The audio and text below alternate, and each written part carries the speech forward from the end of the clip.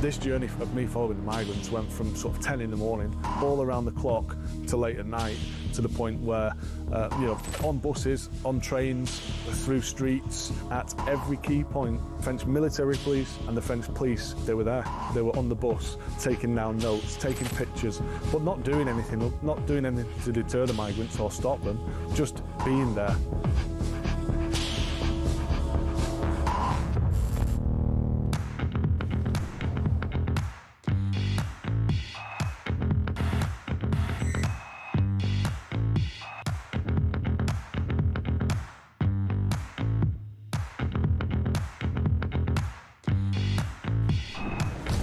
I was sat in the tent and he was showing me through photos of his phone, scrolling through.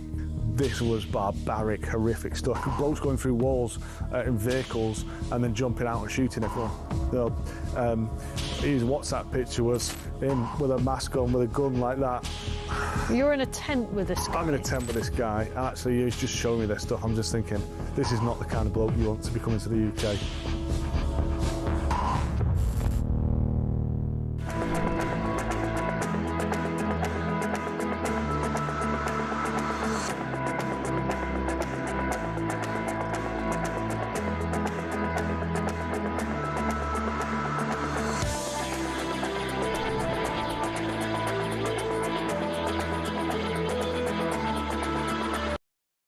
Across the UK, on DAB+, on YouTube, on your mobile, and on your side. This is Talk.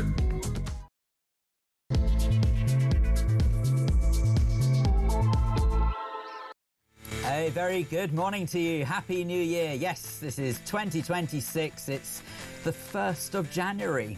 A very good morning to you. This is Phil Dave with you until 1 o'clock this afternoon here on Talk. It's an absolute pleasure to have your company on this New Year's Day. I promise we'll try and keep it to a minimum with how often we say Happy New Year, but it's very difficult to say otherwise, isn't it? Come on, it's the 1st of January. You're not supposed to say this every day. Any odd way.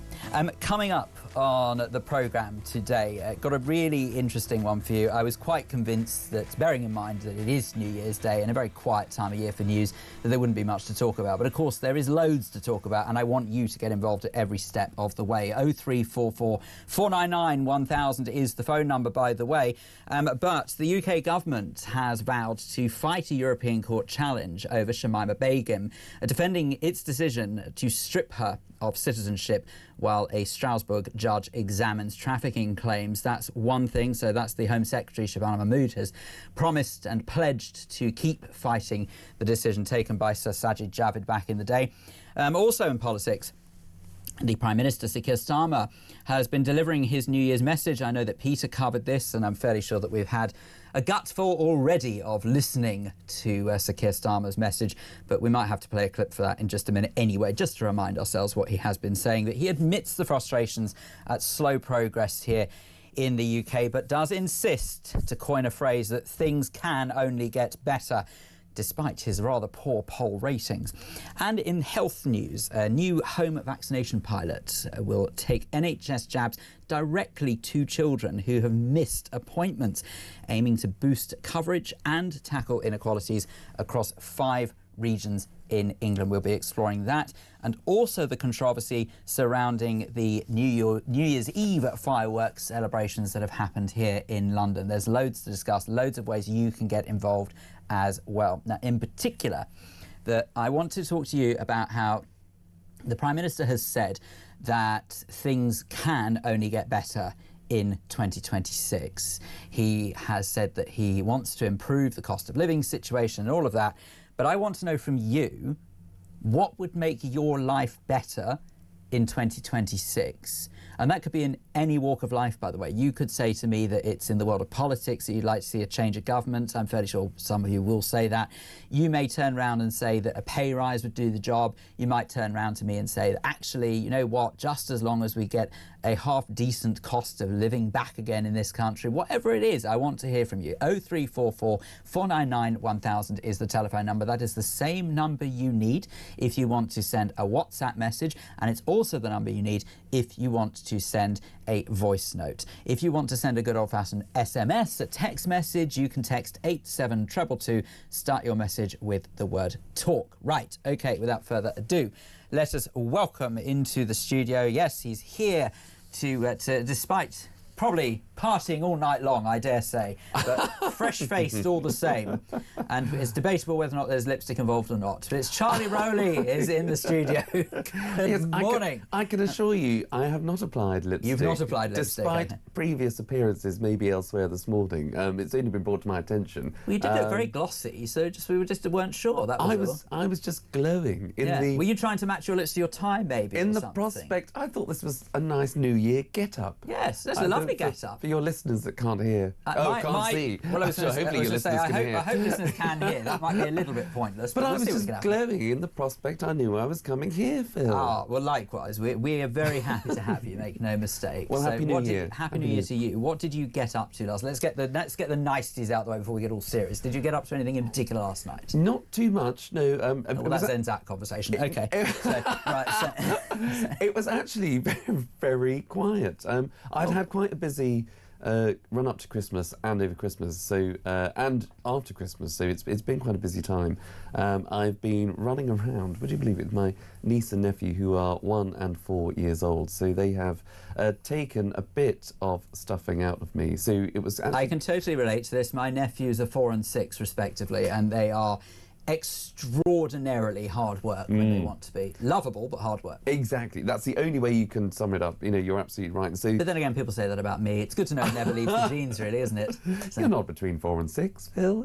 No, I think. Well, actually, I'm not far off 4, 6, but sadly, that's just the age rather than actually 4 and 6. But no, I was going to say that in terms of my my energy and how exhausting I am to people, yeah, that's the relation. Yes. And I've done quite a few early mornings, so it tends to be get up. So you're feeling a bit delicate, but not necessarily alcohol-induced, basically. I'm just a bit sort of, I have felt before coming here maybe slightly lackluster, and last night was a pleasant. But I started early and I finished early, and have got up. I clicked my heels 3 times, and I said I'm going to talk Towers, and here I am, and I'm delighted to be here. Well, I'm very pleased that you managed to worm your way over here, and it's absolutely nothing to do with the fact that you may have been elsewhere beforehand, but that's totally and utterly fine. Look, there are not wearing lipstick. Not wearing lipsticks, not wearing it. Okay, that's fine. So do you know what? There are so many things that you and I can talk about in this hour, and I'm delighted that you are with us for the full hour. So let's crack straight on with it. In particular, I want to focus on what the Prime Minister has been saying, because he has issued a New Year address, a New Year clip, if you like, a statement, a monologue, a diatribe, whatever you want to call it. Anyway, basically he's been talking, and he has suggested that things can only get better in this country. But who better than to hear from than the Prime Minister? Let's have a listen at what Sir Keir Starmer has been saying about New Year. Things have been tough in Britain for a while. For many, life is still harder than it should be. You long for a bit more money in your pockets, a meal out, a holiday, the chance to make a special family moment extra special. I might be sick.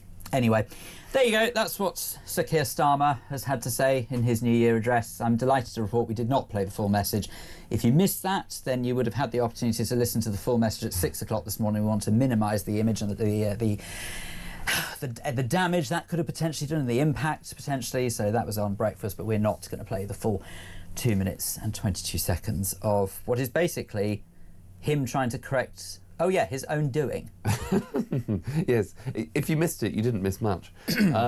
Because you're absolutely right. It's very difficult when you are the Prime Minister, you are in the hot seat, and you've made a number of decisions, for example, increasing national insurance contributions when business rates went up. At the same time, the national minimum wage has gone up. So businesses have taken a huge hit over the last 18 months. It's very difficult to have that reality, that policy that is filtered through as a reality, and on the other hand, try to say to the public and the nation, we want you to feel the pound in your pocket. Well, you're not going to feel the pound in your pocket if you can't get that job, because businesses, who are the majority employer in this country, it's small and medium-sized businesses that employ people. They create jobs, businesses create jobs, not government.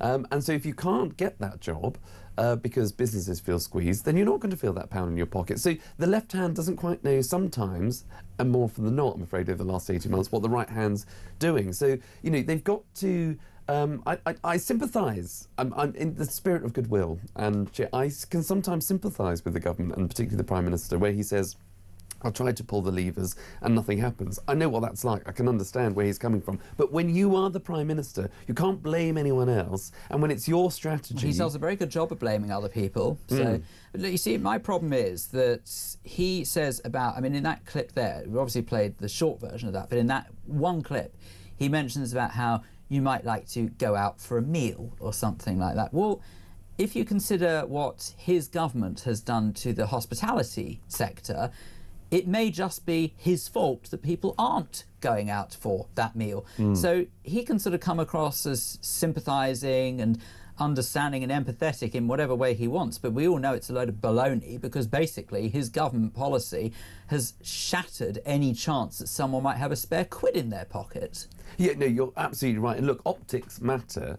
And when I think most people who are looking for a good news story or a bit of a laugh over Christmas and New Year, they would have read the story about maybe Rachel Reeves and many other Labour politicians being barred from their local pub because, you know, the penny in a pint is going up because of the last budget. So that is what people are talking about and having a bit of a laugh about on the one hand. But then you get, as you say, on the other hand, the government is now saying, well, why don't you go out and have you could enjoy a nice meal out. You can go out into the hospitality industry. But it's a hospitality industry that is barring this Labour government from entering because of the decisions that they're making. So people will understand that. The public aren't stupid. They will see through some of this narrative. And that's why the government's got to get a grip in 2026. Isn't that just the crux of absolutely everything? The number of people, and it doesn't matter what walk of life you look at, it's the number of people in authority who believe the vast majority of the British public are stupid. That is really what it boils down to.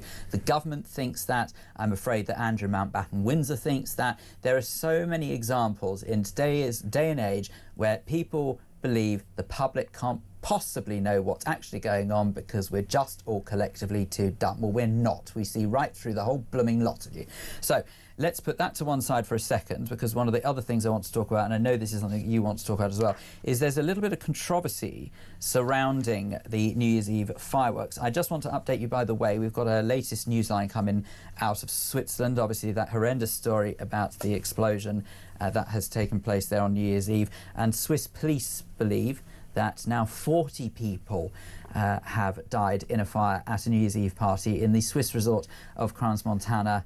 Over 100 people have been reported as injured. We are obviously going to keep you up to date with that. We will bring you the latest as and when we get it. So please don't you have to excuse us if we're not talking about it all the time, but we promise you we're across it. We will bring you up to date as soon as we get news on it. So that is the latest. That unfortunately it is believed that as many as 40 people have died in Switzerland following that explosion on New Year's Eve.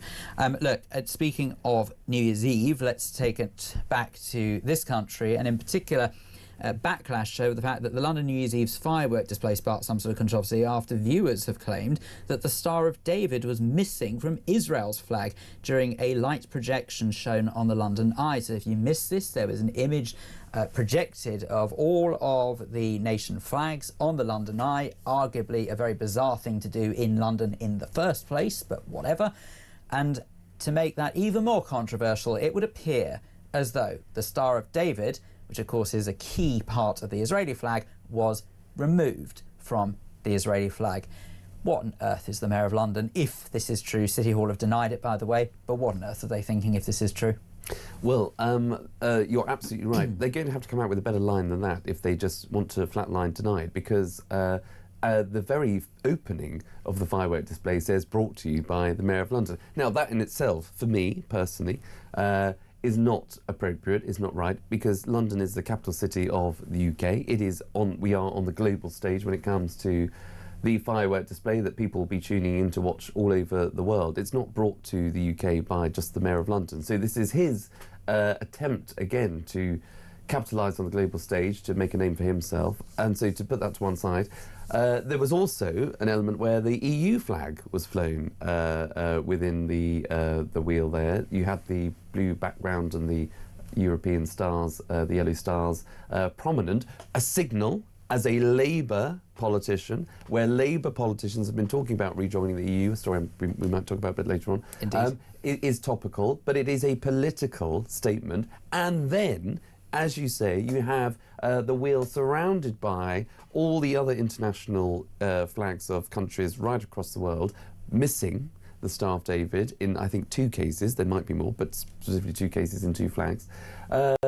You can't help but think then, of course, that is politics at play. And if it's not political, or if it is an oversight, then it's an oversight that is the responsibility of the Mayor and the Mayor of London, of which, they, as I say, they've got to come up with a better line and an appropriate way to explain it. It's obviously still very early days, but what I would suggest is that if, and I do have to make this very clear, that at the moment, this is predominantly going on what imagery has been seen online. Now, I think we all know we live in a day and age where imagery can be tampered with for the sake of stirring up trouble. Now, I'm not suggesting that has happened in this instance. Believe me, if this is true, and I have to say that if it is true, 100%, I believe that makes Sadiq Khan's position completely untenable, because he and his office have categorically decided in that case to remove a symbol of an awful lot of people who live in the capital he is supposedly in charge of. Now, I want to make it incredibly clear that our breakfast team did put in a request from a comment from the Mayor of London, and a spokesperson for City Hall said a range of flags were displayed on the London Eye to represent the wide variety of countries of origin of people who live in and contribute to the success of London. These animated flags were small and moving, so were not all entirely clear at every point as they gradually formed into the Union flag. So they suggest the Star of David was not removed from the Israeli flag. The flags were not always entirely clear, as they were small and in a moving animation. And apparently this affected the number of blue and white flags, including Guatemala, Argentina and Honduras. So, I mean, I personally struggle to comprehend that, but if that is what they've said, they're not here to answer that for themselves, so that is their statement, and we have to take that. Well, no, you're absolutely right. But as a former, the only time I will ever say to someone, "Don't you know who I am?" A former government special advisor that might have dealt in a bit of comms, doesn't get it right all the time. Never profess that. But if you have to explain something in more than just a few sentences, then you know you're on a losing wicket. And that explanation is not good enough, because what they've said there is that yes, the flags are moving as part of an animation, so it's a transition from the still, but that means that there is a starting point. So the still, the starting point of a flag, means that it should have been there in entirety, or it wasn't. It's either one or the other. You can't say. I can totally understand if there's an animation and it's moving from the starting point, the flag, the full flag, into a morphed a UK flag. I think it becomes, of all these flags coming together. I might be wrong. But anyway, that's the animation, that's the transition. But it has the starting point. So either it starts with the full flag or it doesn't.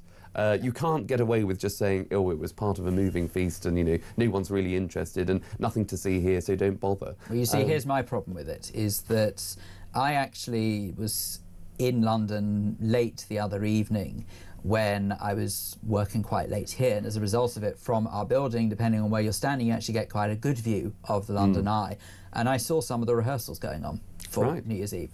Now, I have to confess, I did not see the flags being projected onto the London Eye, so it is possible they didn't rehearse that. Who knows? I didn't watch the whole rehearsal, so I have no idea. But if that is the case, would you have not thought that the amount of money that is being invested and is invested every single year on the fireworks display, that they would actually get a company that is capable of making sure that the projection, given all the technology we have access to in this day and age, was perfection? And if I were working at City Hall, I would be going absolutely bonkers with the people who were supposedly responsible for that. I would launch some sort of investigation into why it makes the City Hall look like they're being selective with which religious symbols they decide to display or not. And I would also say that that particular company has some pretty serious questions to answer, if not give taxpayers back an awful lot of money for getting it so very badly wrong, at the very least. But somehow, I don't know if any of that's going to happen. 0344 499 1000 is the phone number. Get involved in the conversation. What would make your year better in 2026? What would help you? What would improve your situation? That's what I want to ask you today. You're also very welcome to discuss any of the subjects that we are covering. What would make your life easier in 2026? 0344 499 1000. This is Talk.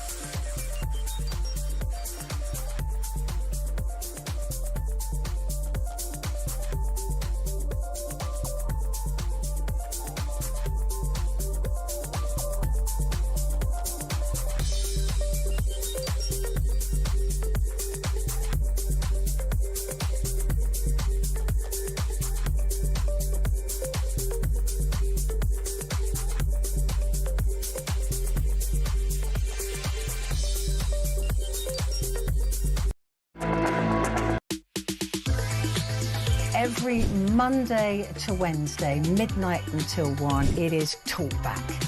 Such a shortage of housing. You've got landlords, right, have taken that on board, and it's an absolute disgrace. Your stories, your opinions, it is your chance to have your say. So they're literally just being rented out as hotels, basically. Yeah, rent a load of hotels. Well, that has really shone a light for me. Across the UK, on DAB+, on YouTube, on your mobile, and on your side. This is Talk. A very good morning to you and a happy new year. Yes, this is Talk. It's Phil Dave with you until 1 o'clock this afternoon here on Talk. Let's read some of your messages that have come through. I've been asking you, what would make your life easier in 2026? This off the back of what the Prime Minister has said in his New Year message to everyone, where he has said that he wants to make life easier. He thinks that things will get better in 2026. So what will make your life better in 2026? Mick says, an urgent general election would be the event to make me happy. Well, sadly, Mick, I don't think that we're in line for that anytime soon, but all the same. Paul has very kindly said, good morning, Phil. Well, that's very nice of you to say so, Paul, but I mean, feel free to include a bit more of a message than that if you'd like to, but I'm very grateful all the same. And let's see, this is from Janice in Stoke-on-Trent, who says, what would make me feel better? No Labour and police getting out the water cannons on protesters. Sorry, don't believe the fire in Switzerland. Hang on a second. Sorry, don't believe the fire in Switzerland. What? I'm very sorry, I don't understand this message at all. Okay, but Janice, look, I don't know what you're talking about when you say you don't believe the fire in Switzerland. It is absolutely a thing, and we'll keep you updated on that. Sorry about that one. Okay, good morning, Phil. This is from George in Corby. He says, the one thing that would make my life better in 2026 is for this Labour government to disappear, as I believe, amongst other things, that they are a bunch of charlatans. Thank you very much indeed for that, George. And then last one here from Michael in Norfolk. Hello, Phil, and Happy New Year. My wish for 2026 is to have a political class that serves the people, not one that pursues these costly ideological policies. Michael, thank you very much indeed for that. Charlie Rowley, political commentator, is in the studio with me. He's with us right and through till 11 o'clock this morning. I kind of think he's got a bit of a point, that last message, hasn't he, in terms of sort of political class that actually serve the people rather than themselves. That would be quite nice, wouldn't it? Well, totally. And look, you know, the public are not fools. I mean, we've talked about that before. But what they are crying out for is just a political class and politicians to actually do what they say they're going to do. You know, people are fed up of broken promises, missed opportunities, being taken for a ride. They want politicians to do, as I say, what they say they're going to do. And that's why they perhaps kicked out the Tories I don't buy into the idea that it was 14 years of disaster, because there were 2 or 3 general elections during that time, of which they continued to vote in the Tories. But over the last few years, I can absolutely appreciate why people were fed up with the Tory party and wanted to give them an absolute kicking, which they did, because they didn't cut tax. The Tories did not cut tax, as they said they're going to do. They didn't get on top of the small boats quite the crossing. opposite. It seemed to go up under that. And it seems to go to a record, well, what was then a record high, it's gone up to an even more a high rate under this Labour government. And after 18 months, after, you would have thought, learn the lessons of your predecessor. People were fed up with the Tories. Well, no, why would you learn the lessons of the predecessors and you can just blame the predecessors? That's so much easier, isn't it? Well, it's easy, but it's not right. I mean, the easy decisions are not always the right ones. And I'm afraid the Labour government, who I can't work out, and people I know will say, well, I would say that, wouldn't I? I was a former Tory. But, they had 5 years in opposition. Keir Starmer was the leader of the opposition for 5 years to come up with a plan, not just to assume that he would be in government. Well, I think we're now starting to see the reason why, when they were in opposition, we never really heard much in the way of policy from them, because the truth is they kind of don't have. Or the ones that they did have were so abhorrent, as we're finding out, that they wanted to keep it hidden from the world. And you sort of look at the way that the Prime Minister, now Prime Minister, was then when he was leader of the opposition, but all he used to do was lambast whoever was the Tory Prime Minister at the time. Now, one struggles to remember whether it was Rishi Sunak, whether it was Liz Truss, Boris Johnson, David Cameron, whoever the heck it was, and Theresa May as well, let's not forget Theresa May. But the point is that whoever was the Prime Minister at the time, whenever Sir Keir Starmer was up against the ones he was up against, I know he wasn't up against all of them, the problem is that he would very easily lambast them and say, this is terrible, this is awful, it's a horrible situation, Labour would never do something like this, but he never said what Labour would do. And he still doesn't really know what Labour would do, as he's kind of proving. However, I have to say, one person who does seem to know what they're doing, and I am mildly impressed with this, is Shabana Mahmood, of course, who's the Home Secretary. And she has absolutely pledged to robustly defend the UK's decision to strip Shamima Begum of her British citizenship. And this, of course, is following intervention by the European Court of Human Rights, the ECHR, 4 letters that strike terror into so many people's hearts. However, the point is that she has vowed to defend the UK's decision. Of course, that was something that was implemented by the then Sajid Javid, Sir Sajid Javid, I should say now. Do you believe Shabana Mahmood will do all she can to stop this from ever being a thing and Shamima Begum actually being allowed back? And why do I get the feeling that no one's going to shut up about this until we allow her back? Well, I'm hopeful that the Home Secretary will stick to her guns on that one, and I hope she will. I think it's the right decision. I know it splits the room now, because as time passes, people do soften over a period of time. Shamima Begum was 15, I think, yes, when she was... she left the UK in 2015, aged 15, to go and join Islamic State in Syria. And there can be a whole... And, of course, joining Islamic State, it means that there is absolutely no right for you to come back into the UK. That's it, period, full stop. But people will say, well, she was 15. She was coerced. She was joining maybe a partner, family, relatives, whoever might have been out in Syria at the time. And people change over time, excuse me, particularly from being a child, which she was at the age of 15, to what she might be now. Her views might have changed.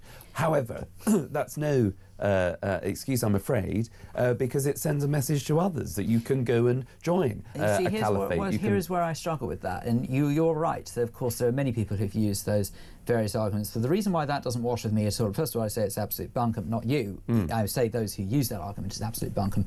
The reason being is that many of those people who say that about Shamima Begum being then 15 years old are the same people who believe that 16-year-olds should have the vote. Yes. And as far as I'm concerned, the two just don't go hand in hand. How can there be such a dramatic difference in one's mental ability between the age of 15 and 16 that you don't understand what a terrorist organisation, a prescribed terrorist organisation at that, which poses a major threat to the UK security and national safety, and yet, with just a month or two's difference, or however long's difference in time, you will be mature enough and sensible enough to vote in a general election which has fundamentally changed the landscape of this country. They just don't go hand in hand, do they? No, you're absolutely right. I mean, that's a far better example than what I was going to use, because, as I say, I used the term soft, and it is about a soft, in inverted commas, progressive group of people that feel as though, you're right, 16-year-olds should have the vote. But yet there's going to be potentially, a ban on social media for those just under the age of 16. So as soon as you get to 16, apparently you can vote, you can look at all this kinds of stuff on social media, but also you must be able to change your view whether you support ISIS or not. But these are the same group of people who feel as though anybody coming over into the UK in a small boat must be a refugee. You know, they can't possibly be just, you know, migrants looking for a better life. And I don't blame them. Of course they want a better life. They want to be in the UK. The UK is a great place to be. But, you know, they are not refugees. They are not all fleeing persecution and seeking refuge. The climate crisis, you know, these are people that are sympathetic to this chap who's got dual citizenship with Egypt, as if, you know, he must be looked after, as if, you know, he... was 30, I believe, or around in his 30s when he tweeted the things that he tweeted that was obviously exposed. But all of a sudden, well, you know, he's apologised and therefore we must be sympathetic. No. You know, it is incoherent, and that's the problem, and that's what gets exposed under this government. People can see through the inconsistencies, they can see the hypocrisy and the lies and the hypocrisy, and that's why Labour need to get a grip in 2026, otherwise they're going to continue to flail in the polls. Oh, we don't have many wishes, but the thought of a government getting a grip on this country, wouldn't that be nice? Where is Margaret Thatcher when you need her? 0344 499 1000 is the phone number. Get in touch, let us know your thoughts. Plenty of you have been doing so. We'll read some of those messages and get more from Charlie and your calls right after this. Your opinion matters. This is Talk.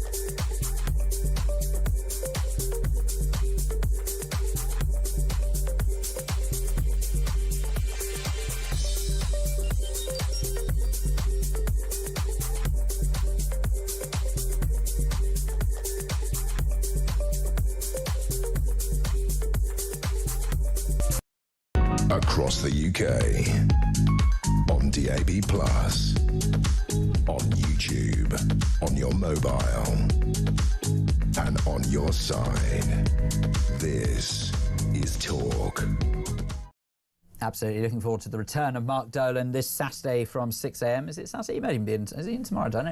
He's doing breakfast tomorrow. I can't keep up. The schedules are washed. But anyway, do you know what? You need to have a look at talk.tv and you'll see the full schedule there, I promise. Believe me, you don't want to miss it. It's Ian. Oh, that's nice. Ian Collins is doing breakfast tomorrow. Lovely. Excellent. We look forward to that. But Mark, back on Saturday with breakfast.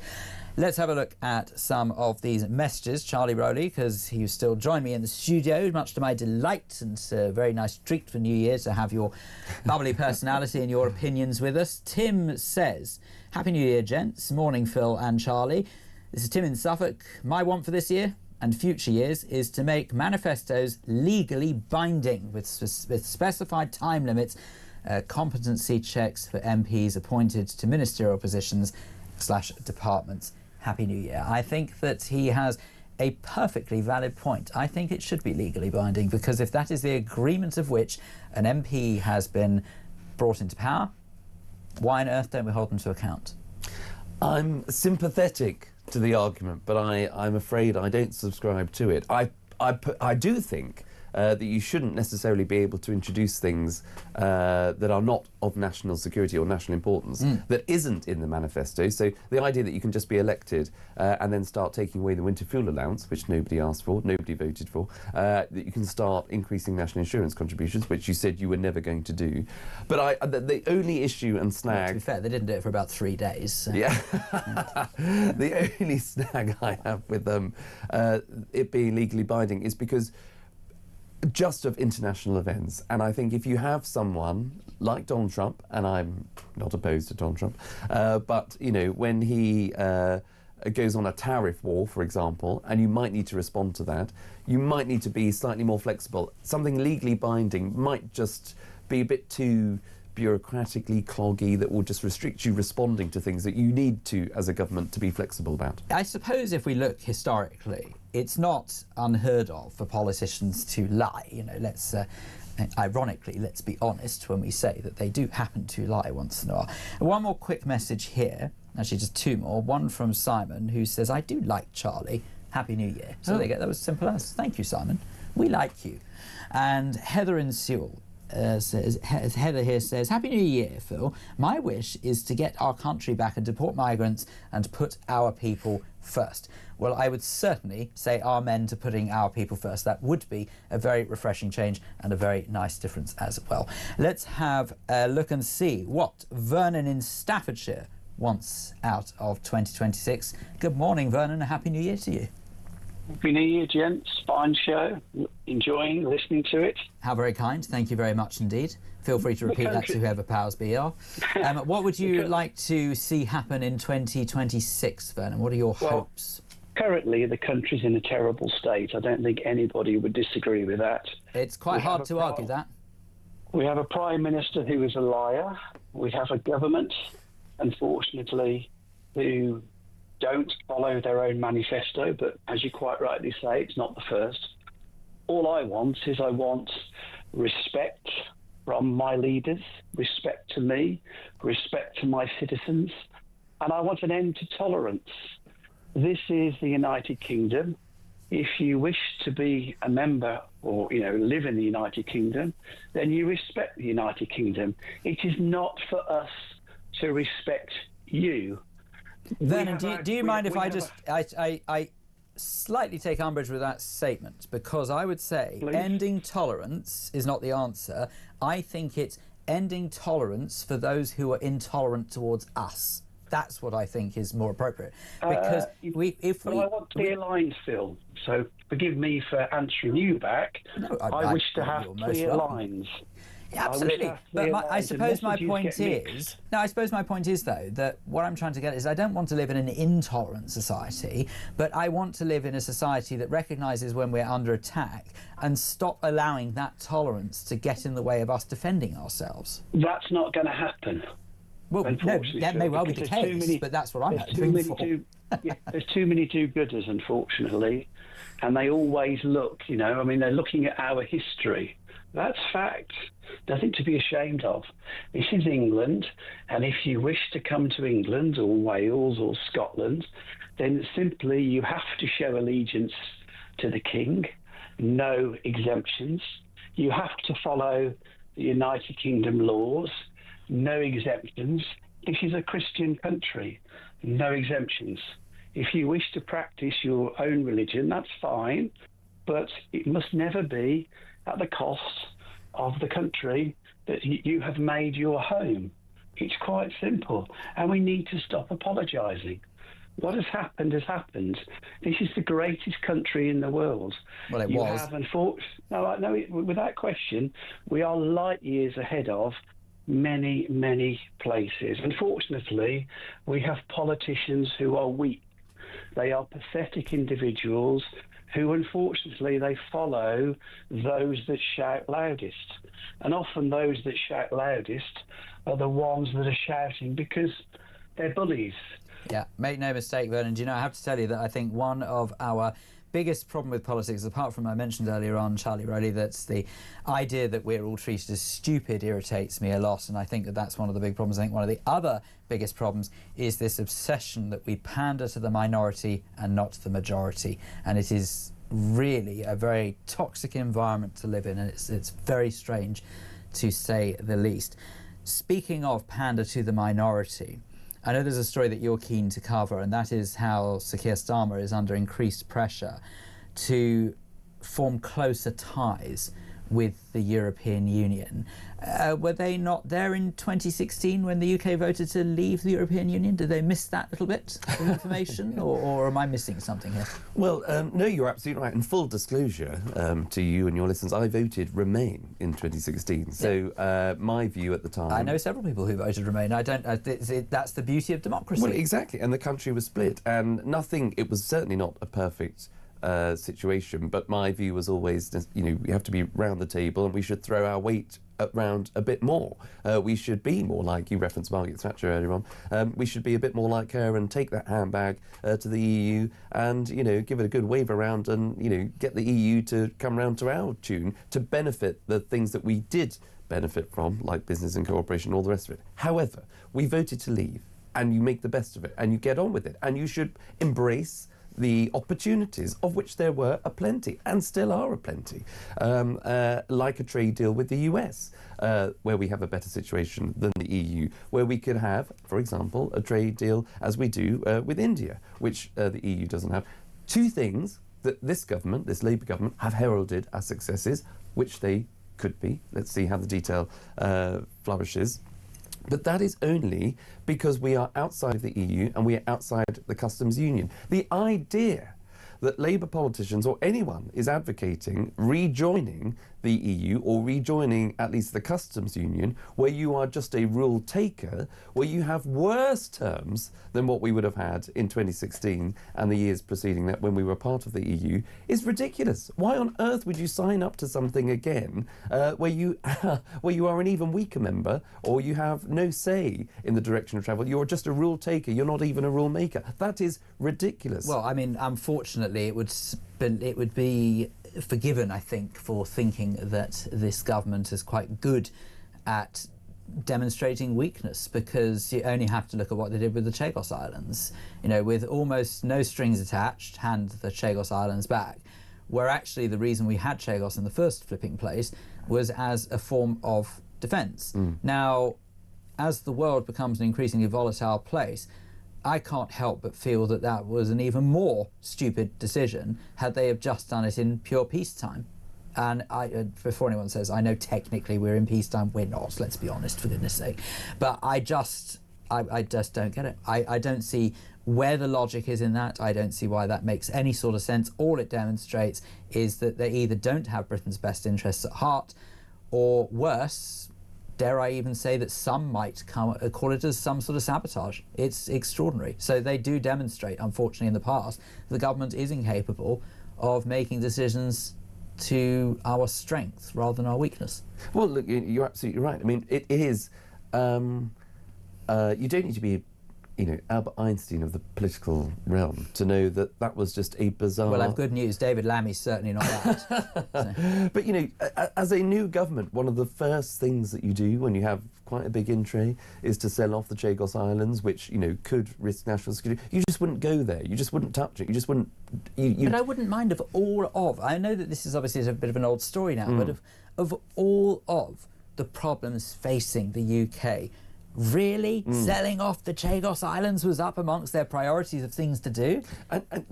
Exactly. And that goes to Vernon, I think his name was, the caller earlier on.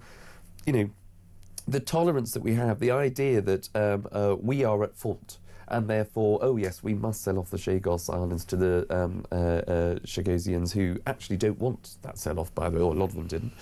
So that was disputed. The idea that we must do more to welcome everybody that is fleeing any kind of conflict into the UK, because we must do more. We must be looking after everybody else, apart from hard-working Brits, it seems, that actually get up in the morning, that work all hours, maybe 2 or 3 jobs, pay their taxes, they play by the rules, they do the right thing, they want to invest in the country, they invest in society, but are the ones that can't get the doctor's appointment, can't get the dentist treatment, they are on the waiting list of the NHS, they're not feeling the pound in the pocket, taxes are going up, and all of a sudden they're seeing a government in the UK, of all parties, over the last maybe 5-6 years or so, maybe even a decade or more, pandering and looking after everybody else on the international stage, rather than domestic policies looking after Brits, people that vote in that government. So, there's a lot to be said for people in the UK who are obviously frustrated with that setup. And that's why, after 18 months of a new government coming in, after kicking out the last one, historically, people are now looking for an alternative. And that just seems to be, at the moment, Reform UK. What would make your life better in 2026? That's what we're asking this morning. This is off the back of Sir Keir Starmer's New Year message to all of us, saying that things can only get better. I'm sure I've heard that before somewhere. In 2026, 0344 499 1000 is the phone number. Don't forget, your opinion matters. Get in touch. We really want to hear from you. This is Talk.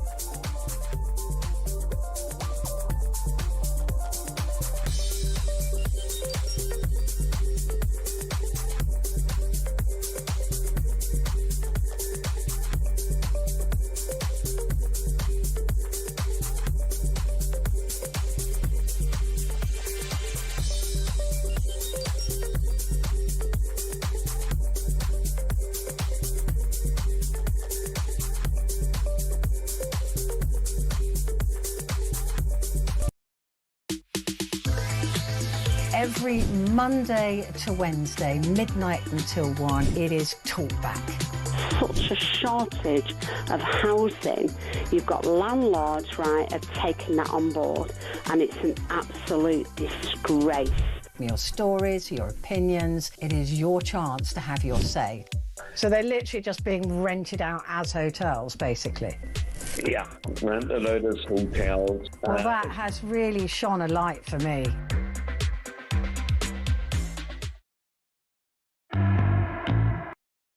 Across the UK, on DAB+, on YouTube, on your mobile, and on your side. This is Talk. This is indeed Talk. A very good morning to you and a very happy new year. It's Phil Dave with you until 1 o'clock this afternoon here on this Thursday, the 1st of January 2026. I hope that your New Year's Eve was absolutely delightful. Let's read some more of these messages that we've got, Charlie Rowley. It says here from Paul in Hartlepool, good morning, Phil and Charlie. My hope for 2026 is that the elections in Hartlepool are not cancelled and we get the opportunity to remove a dreadful Labour council. The streets are lawless and we are overwhelmed with illegal migrants. Thank you for that, Paul. It is definitely a subject that a lot of people are very twitchy about this year, the concept of some local elections being postponed or in some are saying cancelled.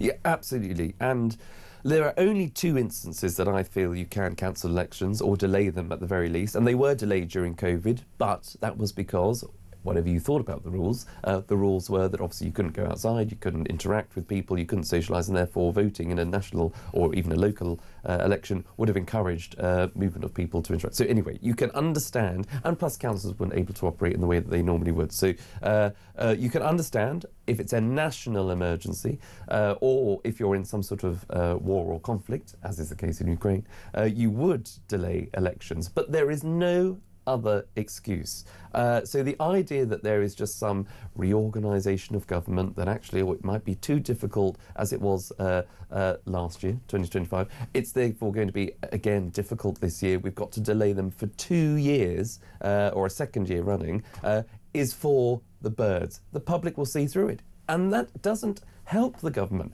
And that's what I'm always trying to work out why well, a look of being made. scared of democracy is not a great image to pursue, basically. And even though that Labour have denied on many an occasion it's nothing to do with being afraid of the polls, it's purely because of this change of potential ruling and the way that the local elections are actually carved up and local governments are carved up. I just don't buy into it because there could be a delay to those rearrangings. You know, so as far as I'm concerned, actually, we could be looking at a 2-year delay, 3-year delay to local elections. And so what? These individuals to stay in power indefinitely? No, doesn't wash with me at all. Now, let's get a couple more calls, shall we? Because calling all the way from Ashford in Kent is Lenny. Lenny, I hope you're tickety-boo. Very good morning and Happy New Year to you. Well, I am tickety-boo, I'm glad to say, Phil, and I wish you and Charlie all the best for the new year. Think you very much indeed. Charlie is still here. He has an ear across what you're saying, Lenny, so I'm sure he's thankful for it as well. Happy New Year. Yeah, well, I think if I could do something, I would like to do something that the whole country would benefit by. And what do you think that would be, Lenny? To repair the dispatch box. Right. The dispatch box is not fit for purpose, and it should, and the politician should be held accountable for any lies that or questions not answered at the dispatch box. So you see, Lenny, I don't know whether or not you were listening to what Charlie said earlier when I said that they should be held accountable, whether or not sort of it's an election pledge or manifesto or anything like that. And he was saying about sort of potentially unsuspected circumstances, shall we say. Was that sort of your phrasing, Charlie? Yeah, You know, there could be a sort of unexpected event that causes something to change and therefore a politician might be seen to be lying. What would happen in those sort of situations? Well, I mean, a politician is answering questions on the day. True. And when he answers a question, he should. There's no excuses. There's only one lot of truth. Of course, though, unfortunately, some people in this world believe that recollections may vary. So, I mean, you say there's only one bit of truth, but it's quite hard to tell where the truth is now, Lenny, isn't it? Well, it's only because we've got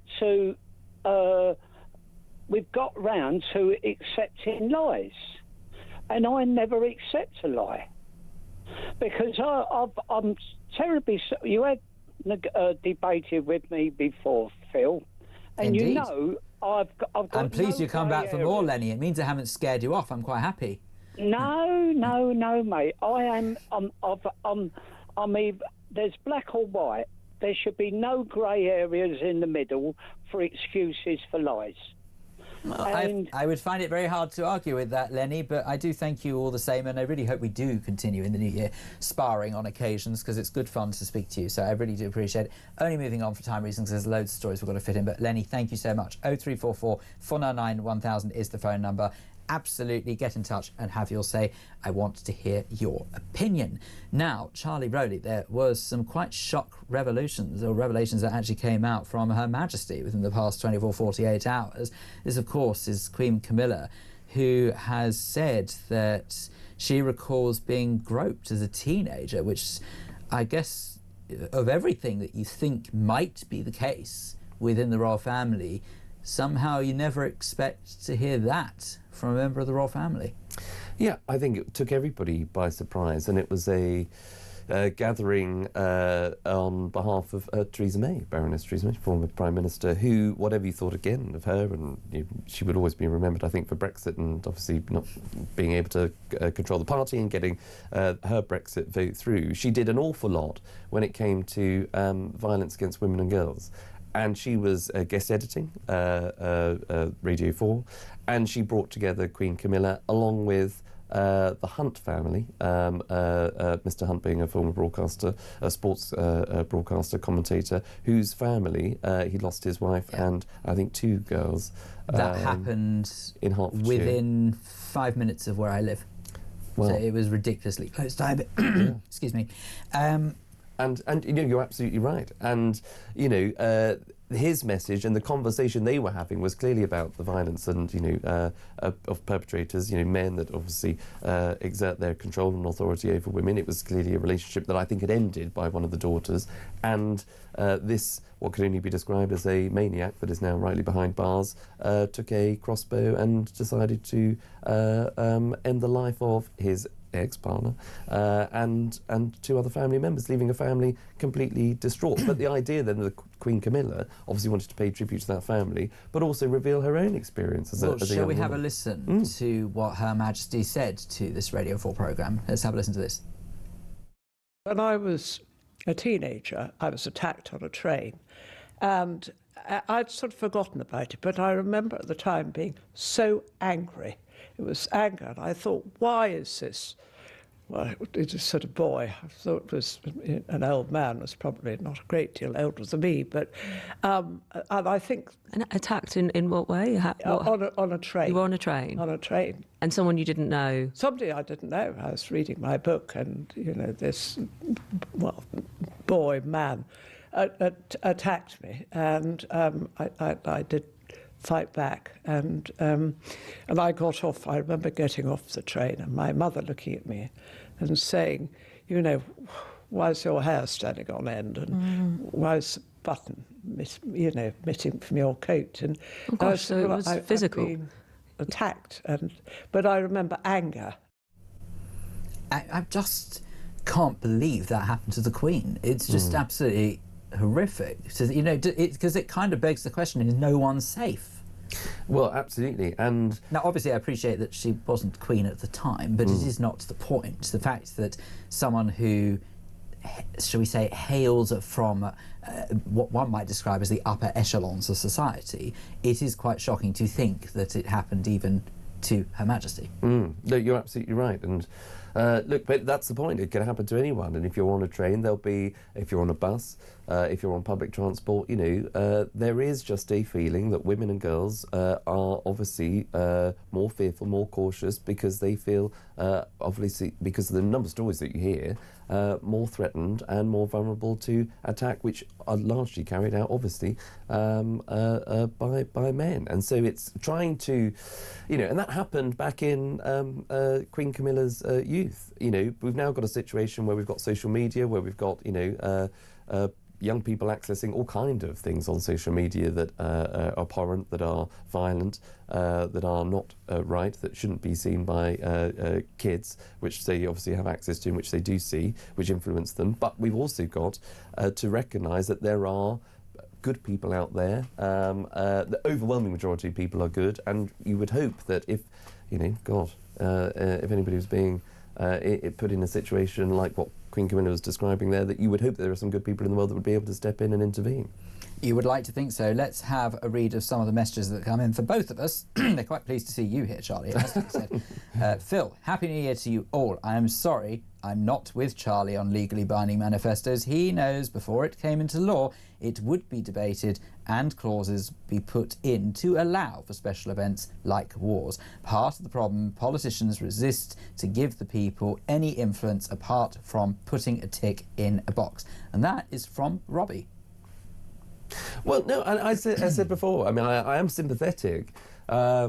I just don't know. You just don't agree with it. Well, I just how you would, you know, you would, if you become elected and you're a new government, you come sweeping into office and you just want to get to work. I'm sympathetic because obviously what you don't want to do as a new government, or what you shouldn't do as a new government, is do things that nobody voted for. Absolutely agree. But what you never know what's going to happen in terms of an international downturn economically. Therefore, you might have to be more agile. I just think having, in your first days in office, coming in to say, right, we're now going to take this all through Parliament and legislate for something, as opposed to just getting on and doing. I think that's the crux of it. I think people just want to see results. And if you spend time talking to lawyers and legislating and debating in Parliament all the time. Is there some sort of mundane tone going on here? Charlie, really, just very quickly, just before we have to say adieu, what would make your life easier in 2026? I've been asking the listener that all so far this morning, but what would make your life easier? Oh, gosh. More talk radio, more talk TV. More Phil Dave. Look at that's one for the show reel if ever I heard it. Brilliant. There you go. Thank you, just in time. Thank you very much indeed. Charlie Rowley, political commentator, Happy New Year to you. Thank you very much indeed for taking the time out to come and join us this morning. Right, coming up in the next hour of the programme, we are going to be talking about the big political news stories of the day with Robert Taylor. He, of course, is a political columnist. We're also going to carry on taking your calls as well. So please do get in touch and let me know what would make your life easier in 2026. This off the back of Sir Keir Starmer's message, New Year message in particular, saying that things can only get better. 0344 499 1000 is the phone number if you want to get involved in that discussion. But I would also like you to just have your say, because at the end of the day, here at Talk, your opinion matters. See you in a minute.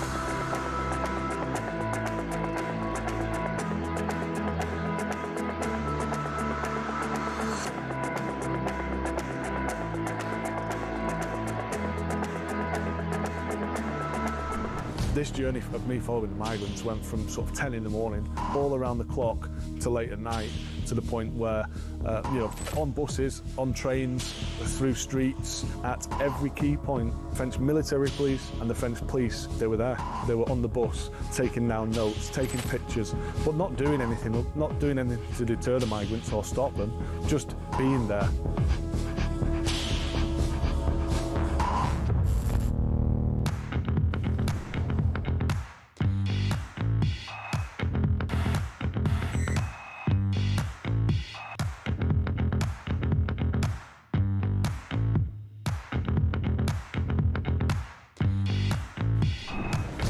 I was sat in the tent and he was showing me through photos of his phone, scrolling through.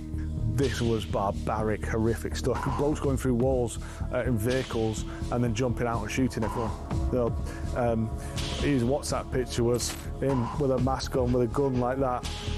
You're in a tent with this guy? I'm in a tent with this guy, and actually he's just showing me this stuff. I'm just thinking, this is not the kind of bloke you want to be coming to the UK.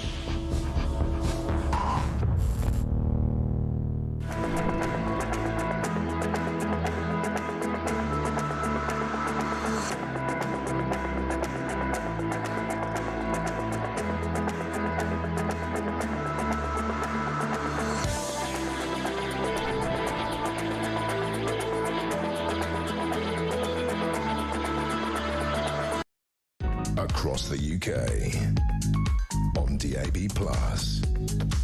on YouTube, on your mobile, and on your side. This is Talk.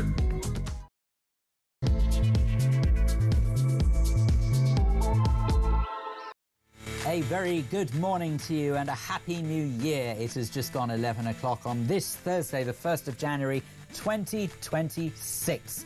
Yes, a new year and the dawn of an exciting new era. Really? Well, at least that's what Sir Keir Starmer reckons, because in his New Year message, he has promised the great British public, we all know what Prime Minister's promise means, that things can only get better.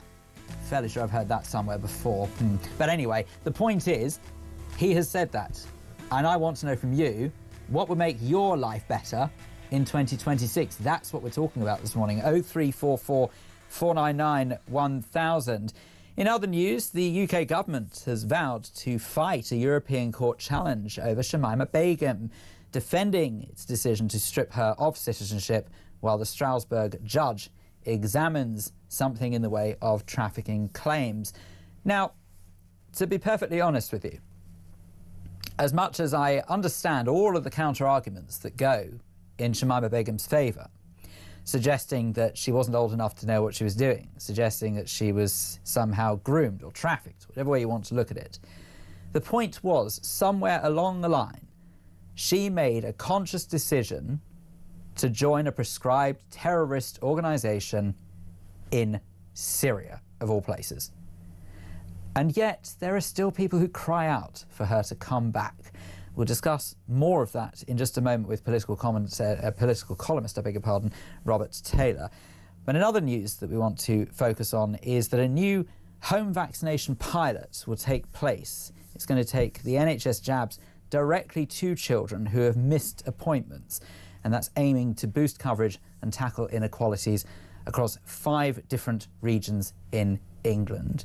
All of those stories and so much more in this hour and the midday hour here on Talk. Get in touch, let me know your thoughts on whatever we're discussing. 0344 499 1000. Right, joining me now to go through some of the big political stories of the day, I'm delighted to report that Robert Taylor, political columnist, joins us now. Robert, a very good morning and a very happy new year to you. Good morning, Phil. Good to see you. Likewise. So thank you very much indeed for getting up so early on New Year's Day. It is much appreciated. I know it's 11 o'clock, but it's still early for some people, right? Just want to get your thoughts, though, in particular on Sir Keir Starmer's New Year message. We may, dare I even suggest, have a clip of it that we might play out in just a moment. But if you missed it, in a just shy of 2.5 minutes, the Prime Minister offered what I would describe as something in the way of a diatribe, talking about how he promises to try and remedy some of the problems and the challenges facing this country. But I put it to the Prime Minister that actually a lot of those problems are of his own government's doing. Is Sir Keir Starmer just making noise for the heck of it, or actually has he realised the error of his ways, do we think?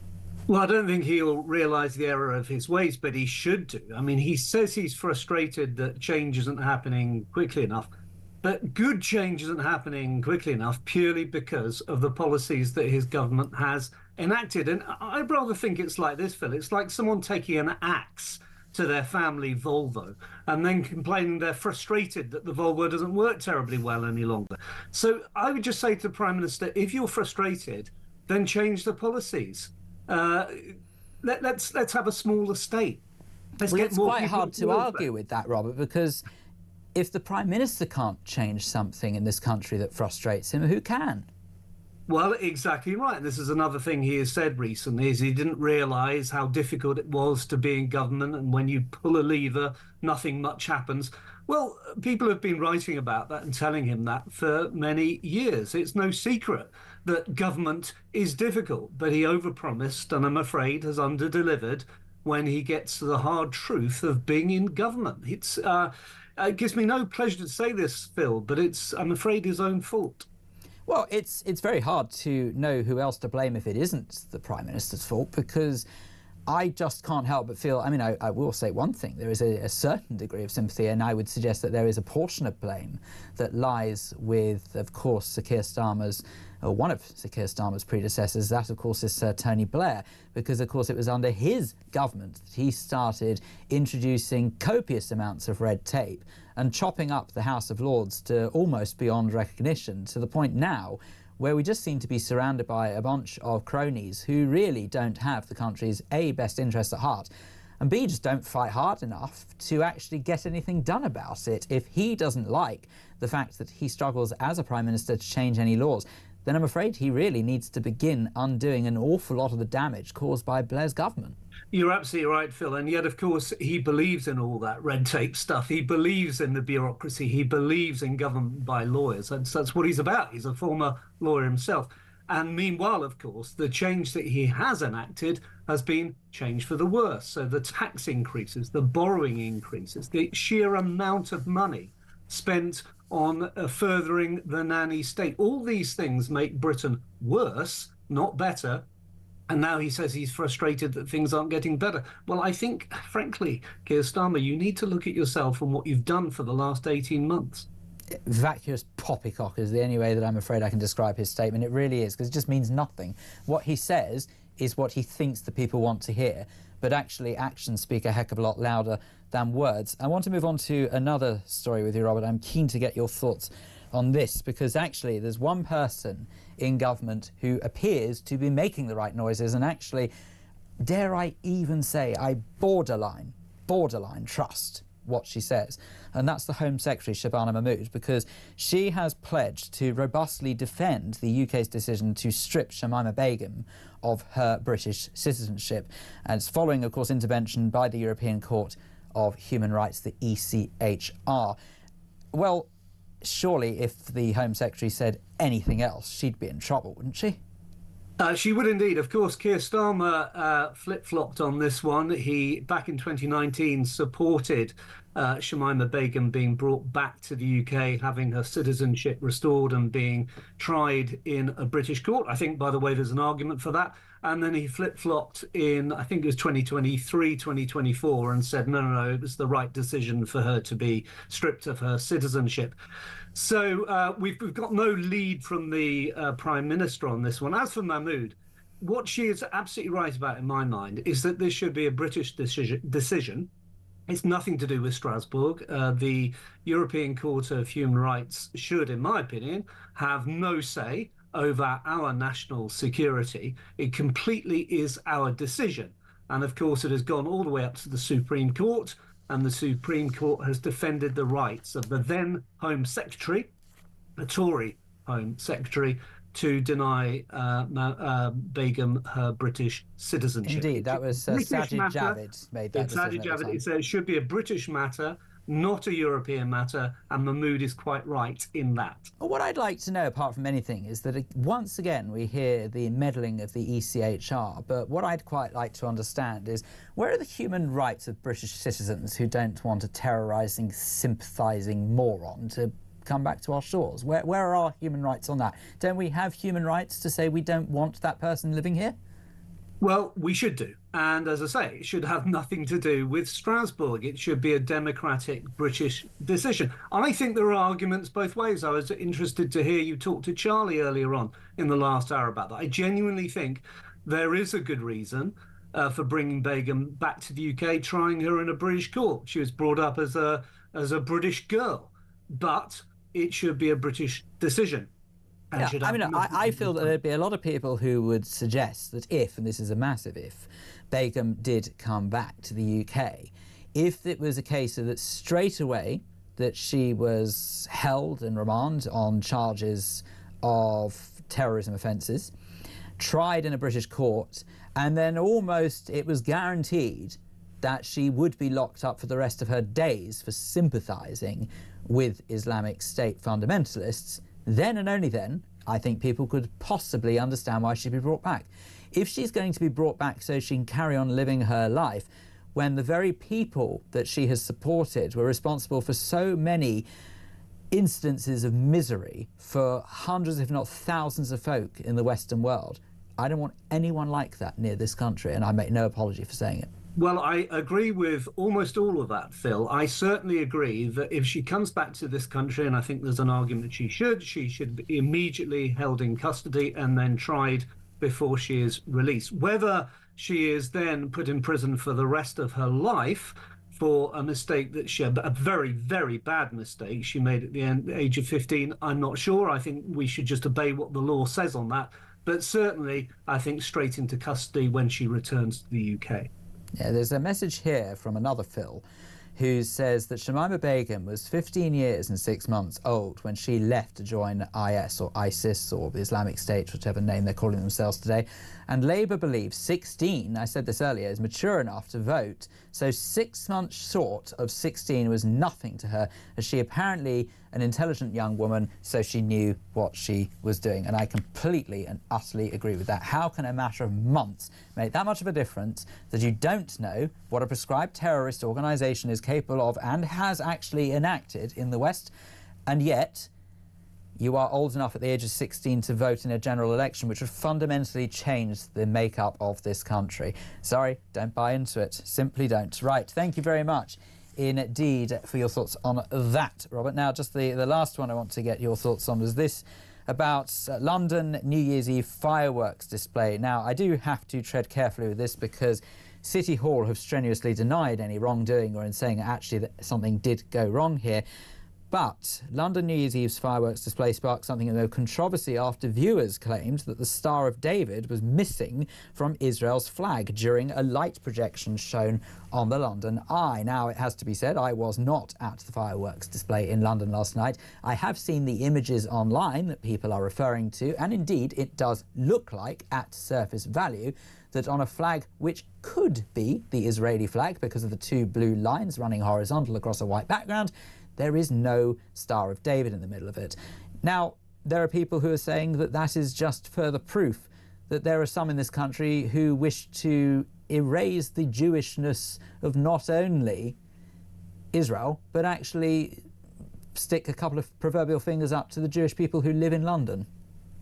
Yes, I saw this story this morning. I didn't see it live, but I would say surely this is cock-up rather than conspiracy. Surely the Mayor of London and his team would not be so dumb as to deliberately ruin the Israeli flag in that way, in a way that is obviously going to be sensitive and alarming to Jewish people, and indeed many of us living in London and beyond. Surely this is cock-up rather than conspiracy, but what I do think is we are owed a better explanation and indeed an apology from the Mayor and his team for what happened. Well, you just know as well as I do, Robert, that if heaven forfend that a flag that may be displayed a symbol from another religion, and far be it from me to speculate what religion that might be, but if that symbol happened to be accidentally removed, there would be no hesitation. There would be a full investigation launched into it to find out why it happened, a grovelling and sincere apology for a terrible, dreadful mistake, and so on and so forth. I could go on, but it would appear as though the best explanation we've got from City Hall is that they denied that the Star of David was removed, explaining that the flags were small and animated and moving, making some designs unclear. They said other flags, including those of Guatemala, Argentina and Honduras, were also difficult to see clearly. Funny thing was, though, is when I've looked at images of said flags, they all appear to, by and large, be intact, and it would appear at surface value as though that the Israeli flag was the only one that was not intact. If it is a mistake, then I think they really need to look very carefully at who they employed to display the fireworks and the display around it last night. I couldn't agree more, Phil. A better explanation, a more sincere explanation, a heartfelt apology. We know how sensitive this is. You're absolutely right, Phil. If this was a different flag, and we all know which flag we might be talking about, all hell would break loose. This is not one that they can just sort of brush under the carpet. They've got to come out and tell us exactly what happened and why. Now, we do have to be fair. Of course, it is only just after 11 o'clock on New Year's Day. It is bank holiday. There are many officials who would quite rightly take today off for one reason or another. So I think we do have to allow for a couple of days for this to unfold. But what I think is going to be very interesting is to see whether or not there is actually a proper and a better response to this situation, or we simply see it swept away as if it's a nothing. And that's what I think is going to be very telling in the days to come. Absolutely right. OK, we all need a day off on New Year's Day, but tomorrow's a working day. I would say that's when some sort of explanation is needed from the Mayor's office. Well, all I can say is I think we've offered plenty of explanation in the glorious company of Robert Taylor, political columnist. Thank you very much indeed for your time this morning. A very happy New Year to you. I hope you have a marvellous rest of the day. Right, OK, let us have a look at some more of the messages coming in. Becca has said if they bring Begum back, she wouldn't get a whole life term because she was 15 at the time. Leave her where she is. Thank you for that, Becca. This is signed as me, which has not come from me, Phil Dave, it's come from someone who's called themselves me. I can't understand this belief that Begum is our problem. If I went to America and robbed a bank, I'd expect to be charged, prosecuted and serve time in the United States. Thank you very much indeed for that. This one says, hi Phil, my and our lives would be easier if people followed common sense and not nonsense policies and procedure. This is from John in Blackpool. Thank you very much indeed for that, John. Deborah says, morning Phil, I've got to say I absolutely love Charlie. You're referring to Charlie Rowley, who joined us in the first hour. What I want for the new year is the chance to leave this pitiful country. I honestly can't see us surviving until the next election. And all I want is to get away from it all. If only the government would give us British people the option to go, with a financial incentive, the same way they seem to give everything to everyone else. I have worked all my life and paid my taxes to support my family, etc. Deborah, thank you very much indeed for that message. I would find it almost impossible to argue with what you're saying, but what I would like to do is to hear what you have to say. For it, 0344 499 1000 is the phone number. I'm asking off the back of the Prime Minister's New Year's speech, what would make your life easier in 2026? 0344 499 1000. Get in touch, have your say. I'd love to hear from you because at the end of the day, your opinion matters. This is Talk.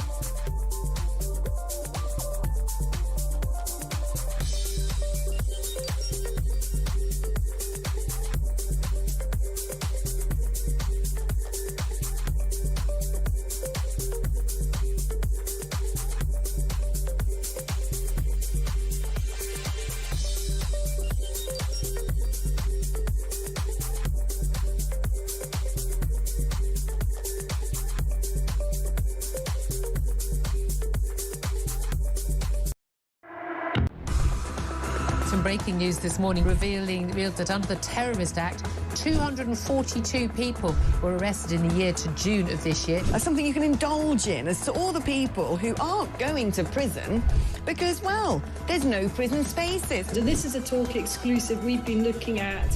I said, you take these cuffs off me and speak to me like a human being rather than a common criminal. You're just left wondering, does these people who lead us actually hate Britain? Yeah. Do they not love our country and everything that we've stood for? Across the UK, on DAB+, on YouTube, on your mobile, and on your side. This is Talk. Indeed, this is Talk. A very good morning to you. It's Phil Dave here with you until 1 o'clock this afternoon here on Talk, asking you for your opinion on an array of subjects this morning that we're covering. But in particular, I want to know from you, what would make your life easier in 2026? This off the back of Sir Keir Starmer's speech that he has done for New Year, which actually, how soon can we get the clip of that? Have we got that to hand, but we can maybe just remind ourselves of what the Prime Minister has said? We'll play that in just a second, because what we'll do is, off the back of this, take your thoughts as to whether or not that you think that your life will get easier, and in particular, you can say to us what will make your life easier. 0344 499 1000 if you want to do that. Let's have a little listen to what the Prime Minister said for his New Year's message. Things have been tough in Britain for a while. For many, life is still harder than it should be.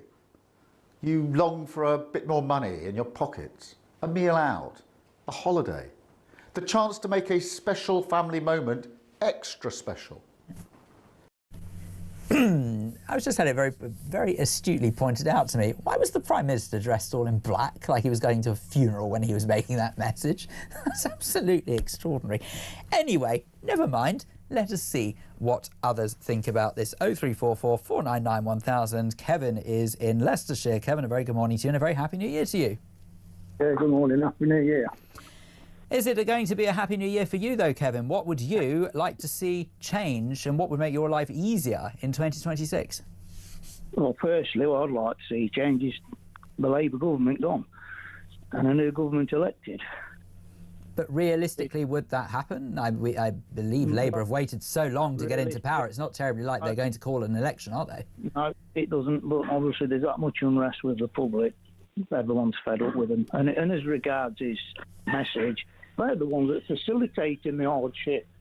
There's no there's no relief for the normal people, is there? Well, that's what I find. That's what I find absolutely extraordinary, Kevin, is that the Prime Minister, in his message, sort of implied that he wants to make life easier on us, but A, he's the one to do it, if anyone can, and B, isn't just most of the policies that are making us miserable his government's own doing? It's all their own doing, and it's all about public sector and not private sector. You know, it's not helping anyone. And as regards, I'll tell you what really gets my goat a bit. All these politicians, as regards your immigration, especially Labour politicians, they're all saying there's no silver bullet. There is. They need a backbone, and they need to do what Australia did and turn the boats back safely. End of. So they don't even get to the country. Well, I would suggest that the silver bullet could be, Kevin, and I've always said this, I always stand by it. If a small boat was confronted by a Navy ship staring him in the face with, let's be honest, some sort of military pointing at them, I think I might just be scared enough to turn around and go back from wherever I came from, wouldn't you? It's just the threat. And you only need to turn a couple round and it'd stop. Well, look, I mean, I agree, but it's amazing how our politicians seem to think otherwise. And as regards, they keep saying, oh, we're trying to stop immigrants in the hotels and on about moving them into council properties now ahead of ours. Oh, get me started on that, but yeah. If we stop the immigration, there'd be no need for all these extra housing and hotels. Absolutely. This is what annoys me, is how long is it going to take to build these blooming council properties that they're starting to bang on about now to house illegal migrants? Or actually, surely it would be cheaper, better, more efficient, and actually send a heck of a lot stronger message if we just turfed out people who've broken into the country. Simple as. Exactly. It is that simple, but they don't seem to get that. No, they really don't. And actually, do you know, the one thing that went through my mind the other day, Kevin, when I first read that story about these new council houses, is what about those British citizens who have been on the housing list for goodness only knows how long, and not to even mention the veterans who are sleeping rough on the street because we've turned our back on them. How does it make them feel that the government can rush through council houses for illegals, but yet not for our veterans who've served for king and country? Well, I assume Queen and country at the time, but still. Well, yeah. Well, it just shows you the thoughts of the Labour government, especially Starmer, don't it? They don't care about people that are representing them. Couldn't agree more if I tried. Kevin in Leicestershire, thank you very much indeed for your call. 0344 499 1000. Let us have a chat now with Daniel, who's called us from Epsom. Daniel, a very good morning and a Happy New Year to you. Okay, Phil, Happy New Year. So, I can't wait for this year, because I think in May, this is when the revolution starts. And the revolution's going to be televised. The biggest political earthquake in UK political history starts in May. How do you see that playing out? Well, I can tell you exactly. Reform are going to win the Welsh Senedd, and they'll come second in Scotland. I think they'll win most, and I say most, of the seats that are up in May. And the inevitability will be on the table. The reality that we're going to have a reform government and Nigel Farage as our next Prime Minister will be there playing for everyone to see. The Conlab Uniparty have ignored the will and wishes of the British public for about 30 years. Mass immigration from the third world is destroying the fabric of Britain. It's ruining our country, and we can all see it now. Okay? It seems to me, Daniel, I don't know what you think, but actually you're right when you say 30 years, because I genuinely don't remember in most of my lifetime a strong leader since the days of Margaret Thatcher. No, there aren't. We haven't had really good leadership since Thatcher. And another thing, apart from mass immigration ruining our country, which we all know is actually happening, and we can see it with our own eyes, the decline and degradation is everywhere. Another thing I think we need to fight is the loss of our freedoms. In Britain, we're born free. When I was a kid, we'd say to each other, it's a free country, I'll say what I like. But it's not anymore. If you drive down this road between these times, we're going to find you. If you've got this type of car and you go in this type of area, we're going to find you. There's an LTN in this road, you can't go down there. We're British. Having your freedoms removed, freedom of travel, freedom of speech, These things we need to regain these. And if we had the immigration issue sorted out, okay, and law and order sorted out, the other issue that would rise would be the loss of our freedoms and the imposing restrictions that councils and government think that they can do. I think we need to fight back on all of these issues. I'm disgusted when I look at my country now. I drive around, and it's an absolute toilet. I mean, I grew up in London, in the early 80s, and I can't believe what it's turned into. No, I don't think many of us can. Daniel in Epsom, thank you very much indeed for your thoughts this morning. 0344 499 1000. Just before the break, let's squeeze in a quick chat with Ashley, who's called in from London. Ashley, a very good morning and a very happy New Year to you. Morning, happy New Year to you as well. Ashley, what would you like to say? What can make your life easier in 2026? Well, April, the tax increases on business rates and the Employers' Rights Act and so on being watered down would be great if the cost of taking someone on to actually progress business for us. Are you suggesting a British government putting British businesses first? Isn't that an awful lot to ask for in this day and age, Ashley? Oh, it's impossible. I he wasn't says tongue in cheek, I promise you. I'm going to phone up just if anything, just to I suppose have to chuckle about the what I would like, because it's the difference for someone like us, small family business, is that we can't afford to take more people on with the additional costs. And it's just that we could do more business, and there is business there to be had, but there's a difference in what extra work we have to do in order to achieve that extra income. And actually, the cost of employing people to do that extra business actually could end up us losing more money than what we would have made previously. So you have to sit there and say, what is the point? Yeah. What is the absolute point of actually trying to increase business, which will ultimately increase the level of tax that we pay? And I just sit there thinking to myself, these people, they spout words out to all of us, saying that they understand, but they have no clue. They have no clue what it is to run a business. They've got no clue that at the end of the week or the end of the month, as a business owner, the staff get paid, but we don't. We have to invest everything into our businesses to make it work, to pay tax, to employ people.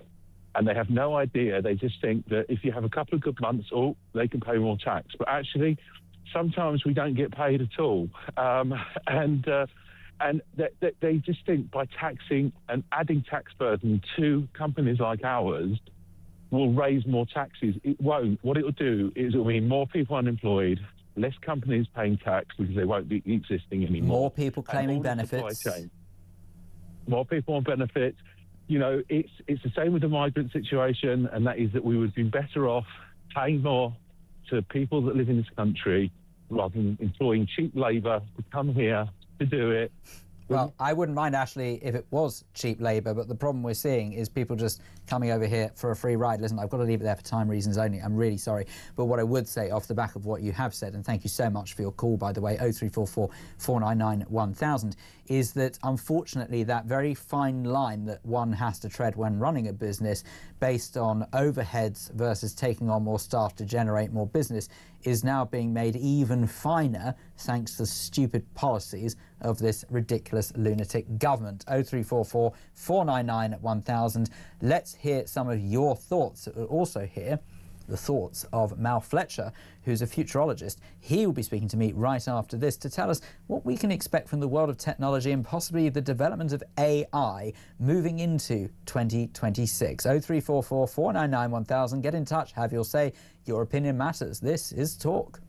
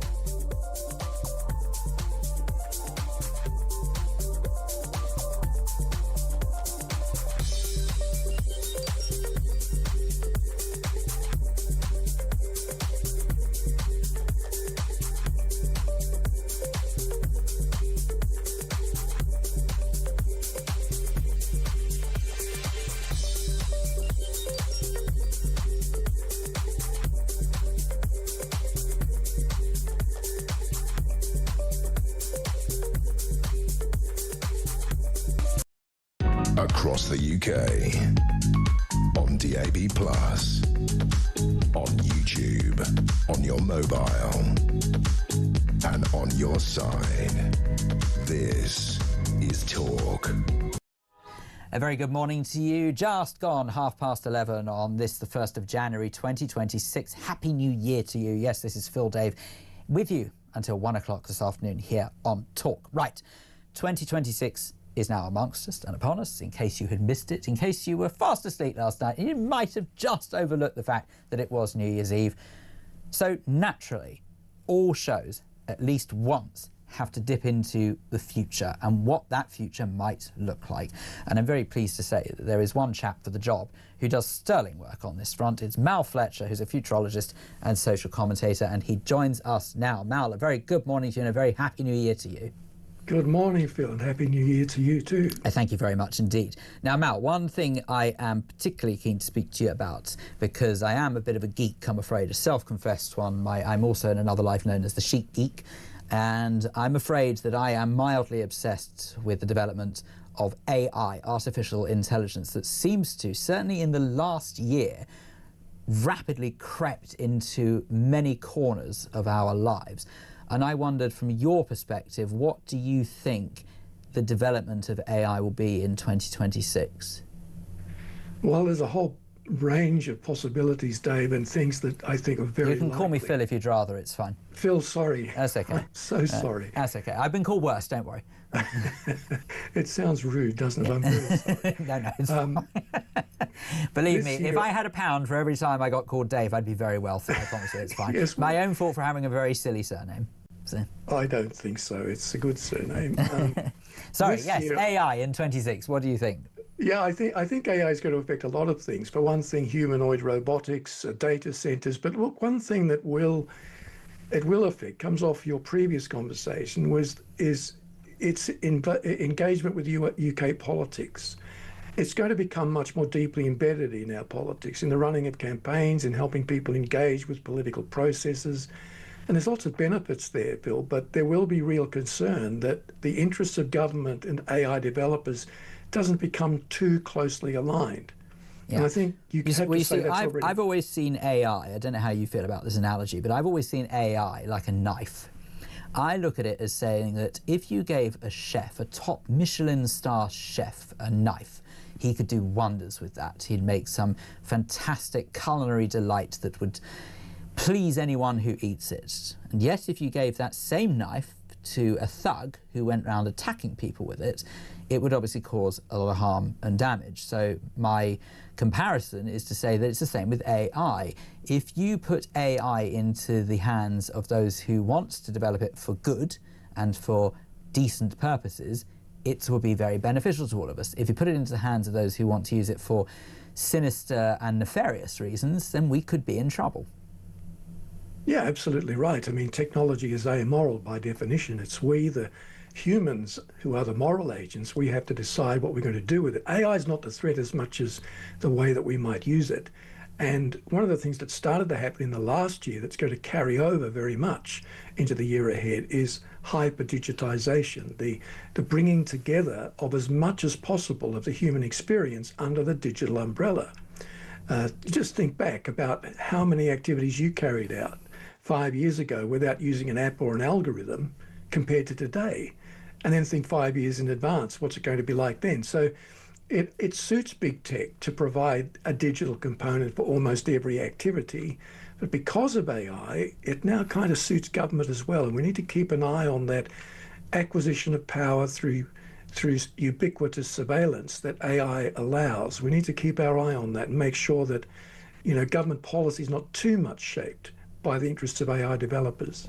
And I also don't really want to see governments themselves accessing or using AI, especially with the development and the rapid creation of these data centers, because as far as I'm concerned, if the government have even more information on us, they will just try and use it to control us further. And as far as I'm concerned, life was so much better when we truly had freedom. You may have heard caller Daniel in Epsom just saying earlier on that one of the fundamental things that he wants to see restored to British people is their freedom. And as far as I'm concerned, we seem to be hurtling in totally the wrong direction. Yeah, I think you can make a strong case for that. And you mentioned data centres. I think one of the things we forget when we invest our time, just as consumers in AI, is that the data that we're creating and the streams that we're using have to be housed in a physical location. It's not the cloud as in some amorphous thing. It's a physical location. So down the road from where I'm sitting right now was one of the first data centres built in the UK, and I thought it was a prison at first until I realised that there were no windows and began to dig a bit and found out it was a data centre. The computers that drive AI need somewhere to be housed, and they need a great deal of power to keep them going. And they're beginning to spring up across the British landscape, and I think we're going to see a lot more of that in the coming year. And communities will need veto rights, I think, to say, look, we don't want a data centre, or we don't want a data centre that's not hidden behind high barriers for noise obstruction and so forth, because these things eat up huge amounts of power. They give off sound through the fans they use to operate, and they take up huge amounts of water to cool them. So farmers are going to have to compete with data centres for water for irrigation purposes. So well, don't worry, the government's got the farmers' backs. Oh wait, hang on, no they don't. But anyway, look, do you know, Mal, one thing that strikes me, of course, is that data is all well and good. It's one thing, that's sort of something, someone can make a conscious decision as to what data they want to put online and what they don't want to put online. Of course, there are some particular organisations where you don't have a choice, and I know that, such as banking, for example, you do have to put certain bits of information on in order to be able to use your digital banking. Digital banking is one thing. One thing that bothers me terribly is the concept of digital currency, because that really is handing over a great deal of control to an authority that, to be perfectly honest with you, call me old-fashioned, and many people do, want to be in charge of my money. Yeah, I think your concern is right. And this year will be a big year for talk of the central bank digital currency or digital pound that's sort of envisaged by the Bank of England and the Treasury. It's just exploratory at the moment, but many people expect that it will be launched by some time in 2030, if not before. It will make it possible for the government to have a bit of a foothold in the volatile world of cryptocurrency, so that might not be a bad thing. But one of the dangers is that it really could encourage authoritarian tendencies in governments. It will enable them, for example, to set limits on non-essential purchases during times of crisis. And if we go for a purely digital economy, we lose all the benefits of hard currency. Cash is messy, but it has substance and weight. You can feel it leaving your pocket. We have a problem with digital debt in this country, Phil, and it's going to get more as people spend more with less forethought, because cashless is so convenient, and cash doesn't carry data. Well, not only that, the problem you mentioned there about digital debt, but it's a major concern of mine, because the truth is that there are many people in this country who, for no fault of their own, they simply weren't taught to deal with it, are not very good at managing money. And it's actually sort of a major gripe I've had for many, many years, where I have said that where fundamentally the education system fails this country, rather than trying to teach everyone about everything and saying how terrible the British Empire was, how about maybe teaching children about the importance of managing money correctly? Because not only will that benefit them, it'll benefit the economy in the long term. I digress. The point being is that with digital debt, it is so much harder to get a grip on whether you actually simply don't know how much money you're spending, or don't control it in the way that you should be able to if you don't have that ability in the first place. Whereas if you have a wad of notes, you can very clearly see the physical money you have left to spend for that particular period of your life. Digital debt, digital currency, major red flags. Yeah, and the other thing about hard currency is that it doesn't carry data. And so, as I said, someone could steal my cash today, but they can't use it to steal my identity. And cash gives us a buffer against data outages, which over the last few years have left millions without access to their bank accounts for hours at a time. So, and of course, going completely cashless, which a digital currency might well encourage, is hugely disadvantageous to the 900,000 people in this country who have no bank account. Now, I'm not advocating we shouldn't explore the option of a digital pound, but if we're wanting a system that's fair to everybody and guarantees our rights, we should insist on an equal combination of digital and hard currencies.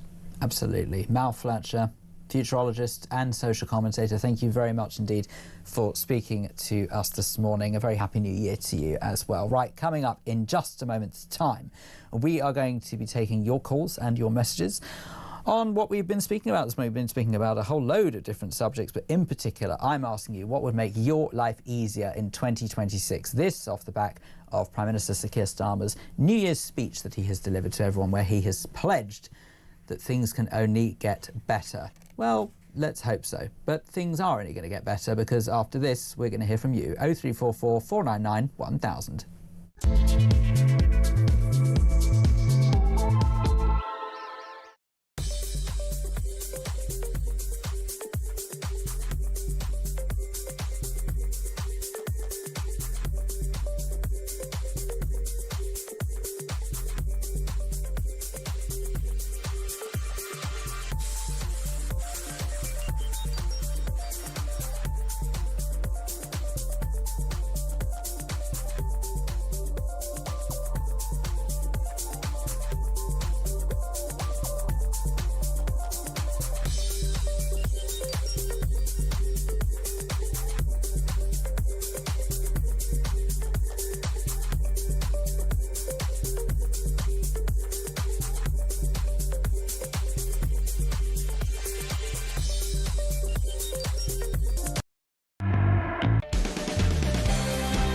Brand new for 2026. It's going to be the only way to start your day. It's the home of common sense. It's where the nation can come to speak about the day's news. It's the Jeremy Kyle Breakfast Show. You know who you are. You get up, you graft, you work hard. I'm here for you. We want to hear your side. Promise you one thing. It is where the nation can and will come to talk. The Jeremy Kyle Breakfast Show, weekdays from 6 a.m.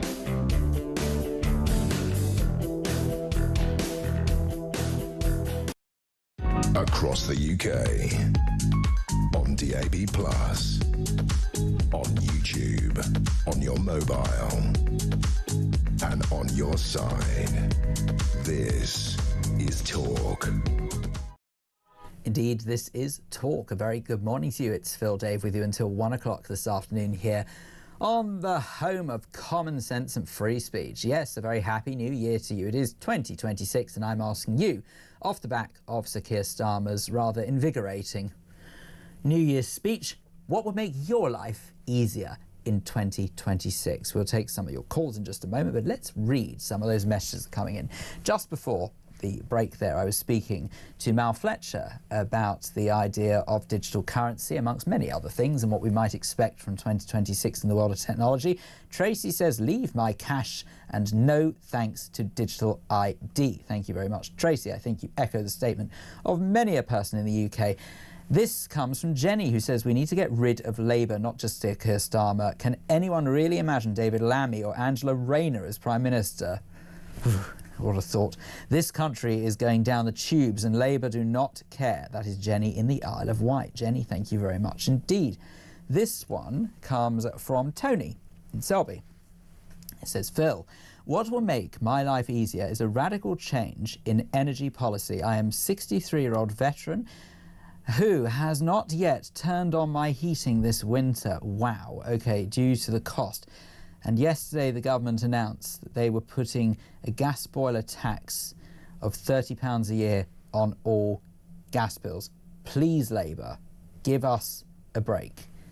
I'm not often lost for words, but wow, that message, Tony, that is absolutely staggering that you haven't been able to turn on the heating so far this year because of the ridiculous policies being implemented by our government, our British government, who are supposed to care about British people. It's revolting at absolute best. It's treason at worst. I just can't believe it. But thank you for your message and thank you for telling us about it as well. 0344 499 1000. If you want to get involved, you can send a WhatsApp message to that number.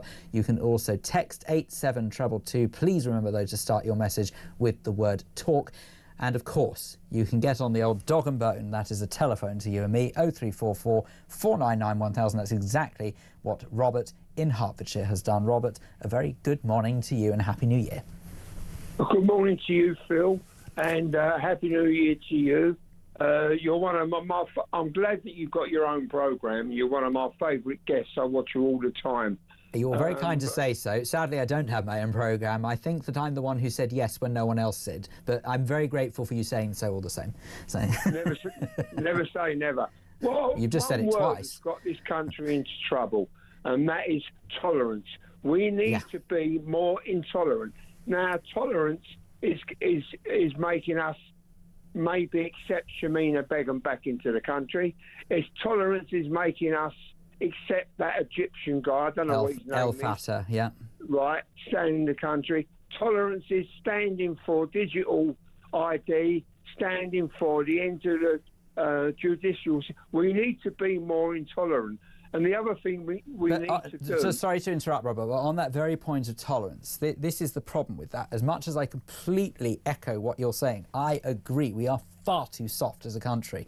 But the problem we've had, for as long as I can remember, Britain's best way of expressing its disgust is who can tut the loudest. So what are we supposed to do? It's not in our nature to be intolerant, and I don't know how we overcome that.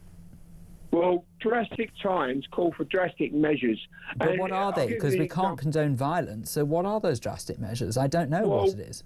Well, first of all, the political asylum system, we need it. You know, there's no two ways about it. It's being taken advantage of. So what we do is, until this government can get their ass in order regarding the asylum system, there's no more asylum for anybody. And now the quicker you get your ass in order, the quicker we can go back to normal again. Because, you know, it's the same as a tolerance. It's a weakness. It's become a weakness. And people know this. And they're taking advantage of it. We need to be, I think, more right-wing. You know, the government I'm an ordinary Joe, and the government are accusing me of being right-wing. No, I'm not. I'm just an ordinary Joe. But I'd like to see... It's worse than that, Robert. They're accusing you and others of being far-right, and they know what they're doing when they say that. Because far-right has connotations associated with those of, say, the Nazis, and we all know exactly what they're getting at when they call someone far-right. They're trying to use words to shut people down with very simple, traditional conservative opinion. Yeah, but, you know, what they've done, they've been clever, really, the left. They've completely got rid of the ordinary person. There's no ordinary person. You're either with them or you're far right. What's happened to the ordinary person? They've completely disappeared, you know? Well, I have to say, Robert, if I'm being classed as far right, then I think it's laughable, because it wasn't that long ago in history that the far right wanted to eliminate my sort. But anyway, 0344 499 1000. Thank you very much indeed for your call, Robert. It's great to speak to you. Let's stay in Hertfordshire now and speak to Elliot, who is also there. Elliot, a very good morning to you and Happy New Year. Happy New Year, Phil. You may remember we worked together. I remember you absolutely perfectly, sir, and what an absolute treat it is for me to be given the chance to speak to you on Talk. Thank you. Your programme's excellent. Look, a very important point on this Shamina woman. 2 points, if I may, Phil. Right to the point. Look, number one, I saw her interviewed some years ago. I think we all did. It's there on YouTube. Not 1 ounce of contrition, not 1 ounce of sorry. She was asked, what did you think when you passed severed heads, 3 heads actually, in a bin? I mean, I've never heard of such evil in all my life. Not a flinch. I'm terribly sorry. I did a terrible thing.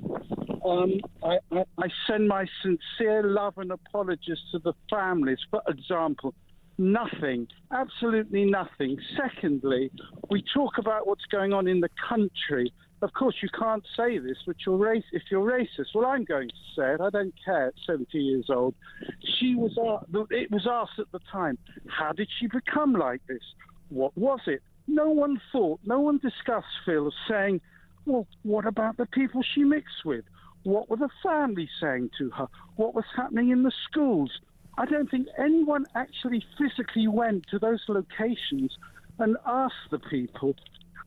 So, you know, Elliot, actually, there's a really important point, because one of the things I was going to mention earlier, I just ran out of time when we were talking about this earlier, is that I believe if people are that hell-bent on the idea of Begum being returned to this country so that she can live out whatever life she wants to here because she was too young at the time to know what she was doing, then I say someone else has to be held accountable for her behaviour. Whether it is a parent, a guardian, whether it's a sibling, an aunt and uncle, I don't care. There is someone in her family who absolutely had to know what she was getting up to. There is no way a 15-year-old will be able to hide that level of treasonous and terrorist behaviour from her family around her. And I say if you don't want her to pay the price, then someone in her family needs to.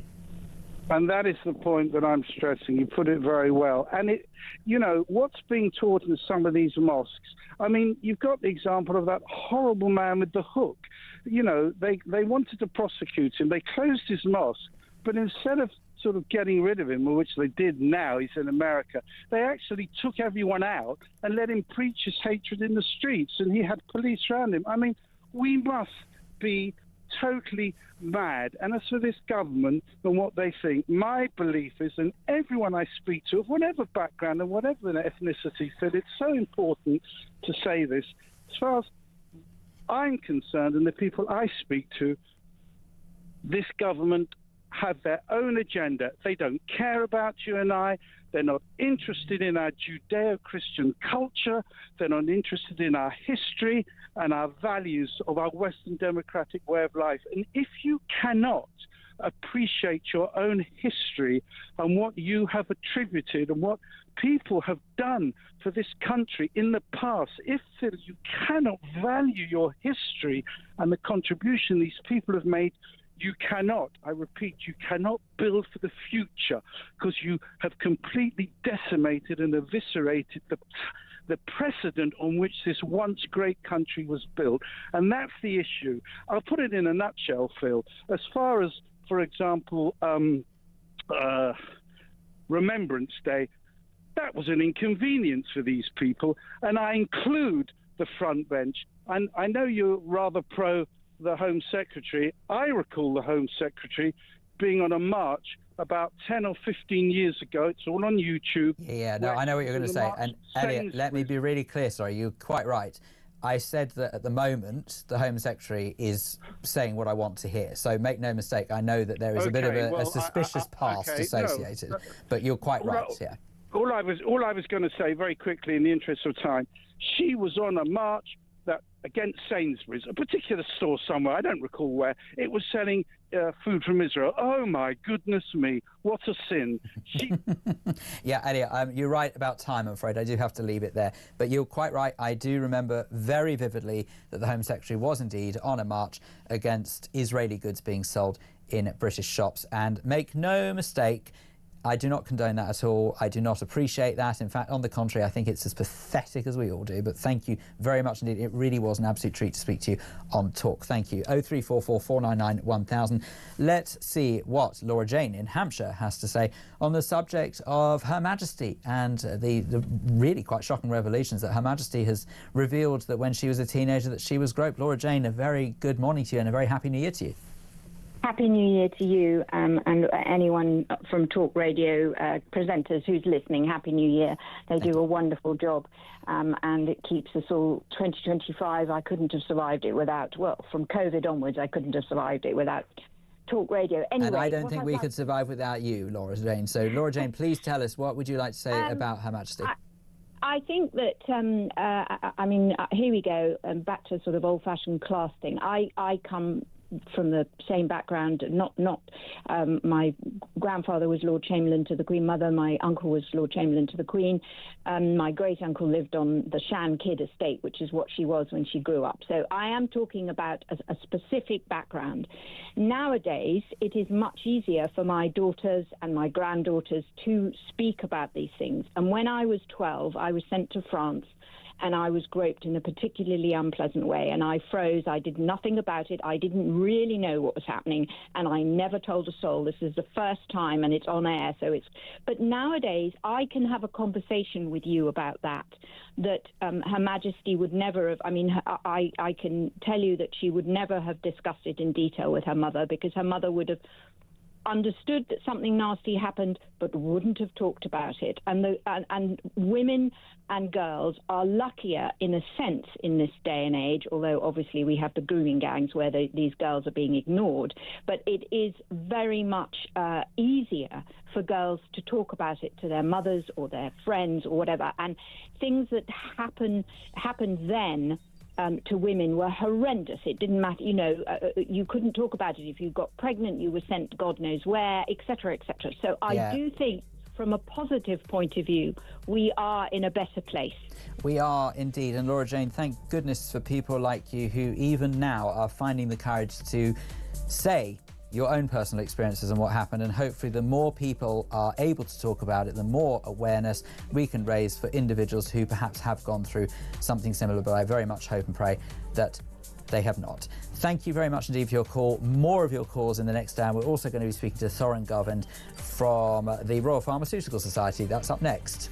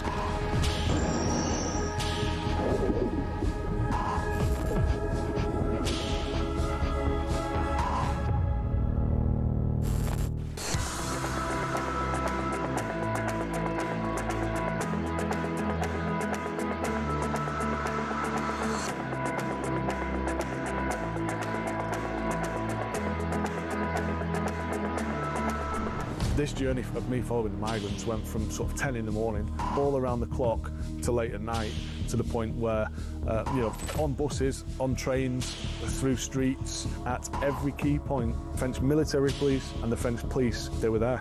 They were on the bus, taking down notes, taking pictures, but not doing anything to deter the migrants or stop them, just being there.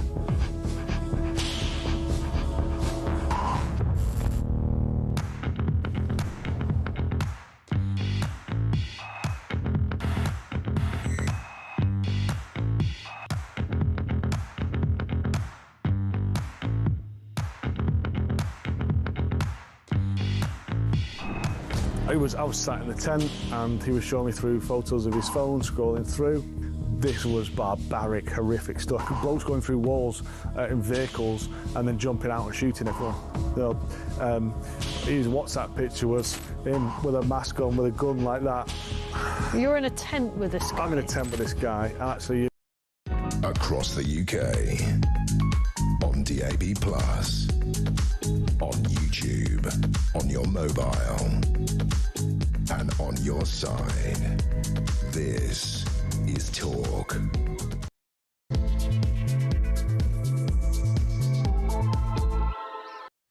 A very good afternoon to you. It has just gone midday on this, the 1st of January 2026. Happy New Year to you. This is Phil Dave with you until 1 o'clock this afternoon here on Talk. There you go, as simple as that, like a flash. The first morning of the new year is done, complete. We've now entered the realms of PM. And no, I don't mean the Prime Minister, or do I? Because Sir Keir Starmer has been speaking. He has been saying in his New Year message that things can only get better for us, apparently. Well, that's very reassuring, because I really struggle to see how they can get much worse. But what do you think? And I'm asking you today, what would make your life easier in 2026? 0344 499 1000 is the phone number. Please do get in touch and let me know what you think, because I have to tell you, the response so far this morning has been fantastic. Thank you so much for all of your calls and your messages. Really, I've loved speaking to every single one of you, and I've got loads more to get through, and I promise we'll get through as many as we can in this hour. But it's super important to me to find out what you think. What is your opinion? The Prime Minister says that he believes that things will get better in 2026, and I dare say we might even have a little clip of the Prime Minister that we'll have to listen to again in just a moment to hear what he has to say for himself. But you can react to it. You can tell me 0344 499 1000. Let's have a little listen at what our great leader has been saying for his New Year message. Things have been tough in Britain for a while. For many, life is still harder than it should be. You long for a bit more money in your pockets, a meal out, a holiday, the chance to make a special family moment extra special. Thorin Govind, yeah. Thorin Govind. Thorin Yeah. Govind joins us in the studio right now to react to that and so much more this morning, because you are health expert and former chair of the Royal Pharmaceutical Society. Thorin, a very good morning to you. Good afternoon. Oh yeah, it's good afternoon now. I've just made that fuss about saying it's afternoon. I've just said good morning. That was a bit silly, wasn't it? Oh, God. Right, let's use take two, shall we? We're not live. Good afternoon to you, Thorin. And a Happy New Year as well. Happy New Year. So, look, Thorin, one thing that I was keen to establish is what would make life better. I mean, the fact that the Prime Minister in that message, he says he's aware how tough things have been. Yeah, you don't say, because of your government's policies, and no wonder it's been tough. We know that.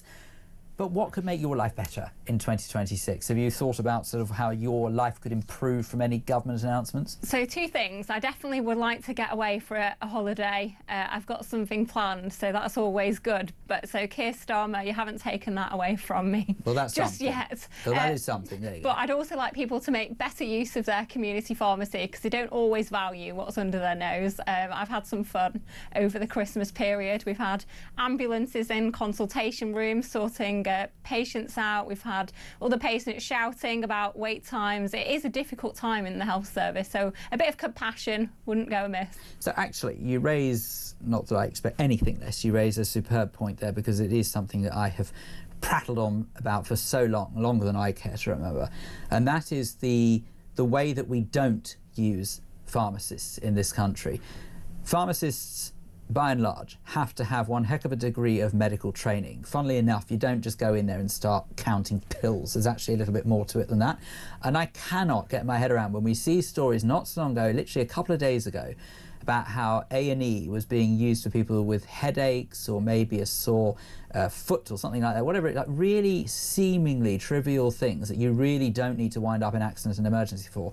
I think we all know the reasons. We could tell that obviously it's because people struggle to get GP appointments, but why is not more fuss being made about go to the pharmacist and just see whether or not they can help you first? Wouldn't that help the NHS? It would, but the way that the politics has happened so far in terms of underfunding has meant there's been a lot more pressure on pharmacies. I mean, since early January 2024, we've been able to offer the Pharmacy First service in England, so 7 common conditions that people can go and get support for. But what people haven't realised is that pressure has increased in the pharmacy. There isn't more staff. We are doing more with much less. But I think if politicians actually valued that service and recognised that, I think there's always a new initiative, isn't there? We're going to talk about that in a minute, but there's always some new initiative instead of making the best of what we have and listening to the people on the ground. Well, as you rightly identified, we are going to talk about a new initiative because there is this initiative that suggests that there will be a trial surrounding vaccinations in particular, and to reach those who maybe come from something in the way of, one might call it deprived areas, or areas that maybe don't have as much access to medical treatment as some other parts. And the idea is that those children who miss vaccination appointments, the vaccination is going to be brought to them. So doorstop vaccinations will be offered to children who have missed routine jabs. First of all, what is a routine jab? Let's discuss that, because I feel there'll be some people listening thinking, oh, I'm not having the COVID jab, get away from my child. It's not that. What is a routine jab? So it's something like the MMR, the mumps, measles, rubella vaccine, which is offered to babies at 12 and 18 months old. There's other vaccines as well, but the point here is I do think this is a good scheme. I think there are some people who we need to make it easier for them to access healthcare in the most deprived areas. Trying to, get even public transport can be a challenge. Some people don't have that money to be able to afford public transport as well, and we know that we need to go to where people need the most care. So at the moment, 1/5 of children start primary school and they've got no protection against deadly diseases. That shouldn't be the case. And we know that at least 95% of children should receive vaccine doses for each illness to achieve herd immunity. And we've heard a lot about herd immunity over COVID, didn't we? Well, I think that the concept of herd immunity was certainly made more public during COVID, but that was because it was almost a sort of a very subtle, if not some might say cunning way to persuade people to take the virus. But of course now, take the vaccination, but of course now what has happened is people have associated it with COVID times, and actually they hear the term herd immunity and they think, oh no, the government are up to no good again, we don't want to get involved in this. Now I have to say that as a layman who has always had a fascination with medicine but sadly has never been academic enough to study it, I have always believed enormously in vaccinating against disease. I have always been wholly against vaccinating against a virus that can mutate. How do you feel about the idea of those two lines being quite blurred and people not realising that a vaccination is not necessarily the same as a COVID vaccine? I think that's exactly what's stopping people. We have had vaccine hesitancy and talked about that a lot more in recent times, but you know, measles is probably one of the, we eradicated it and it's back, and yet in July we had a child in Liverpool die from measles. In 2025, I just don't think that is how we should be looking after our children. Well, apart from anything, it's so unnecessary. That's what's so baffling. You know, you say that the way to look after children, the bottom line, I should suggest, is that if we have modern medicine that is capable of eradicating certain diseases, then why on earth wouldn't we take that as an offer? I believe a lot of it boils down to education, though. You know, if you think about the messaging that has gone out in recent years, I mean, I keep referring back obviously to COVID because it is just, I don't think that people realise just how detrimental everything surrounding COVID was to so many different walks of life. We all talk about how it damaged people's education or children's education. Yes, it did, because we kept children out of school. That's not a shock. We talk about how it damaged the economy. Yes, it did, because we didn't allow money to flow freely. It damaged people's mental health. Yes, it absolutely did that, because people were kept isolated when they need interaction. But one of the things that is almost never discussed is how it damaged the medical industry and the NHS, because what we don't seem to realise is that if we don't take up the vaccinations against diseases, not viruses, I'm not interested in viruses, but when you don't take up the vaccination against diseases, that puts extra pressure on the NHS. It does, and we saw that. We've had this super flu season, which we're still dealing with as well. People don't always realise that the consequences, it's not just about you as an individual. Even NHS staff, I think we have to recognise there has been vaccine hesitancy that the NHS is internally having to deal with. We know that not as many staff members are taking up some of these vaccines, but the positive thing is this year there has been a higher uptake of the flu vaccine, which I do think is a positive step forward. Maybe for some, but I think as long as we recognise that it will benefit some and not all, and that's probably most important. Now, I'm obviously no vaccine scientist by any stretch of the imagination. My goodness me, I can't even spell the word vaccine. But no, I'm joking, I can. But what I mean is that I don't think that we should suggest that we know who vaccinations benefit and who they don't. We have a good idea of who they might benefit and who they don't, but I would like to see more research done into actually who genuinely benefits, and then make sure that the correct people are targeted. But that was one of probably the biggest things about the COVID vaccination rollout, is that it was so frantic and so desperately done, and additional pressures put on the fact that there were many different places that said if you don't have the vaccination, you can't come here, you're not working. So people felt even more pressured to take a vaccination that we didn't really truly understand. Now, I am personally of the understanding that because it was such a mass rollout, we got data faster than we would normally get from any other vaccination. It would obviously be a slower uptake and therefore data wouldn't be gathered as quickly. But it didn't negate the fact that it did ultimately get offered to people who, in hindsight, didn't need it.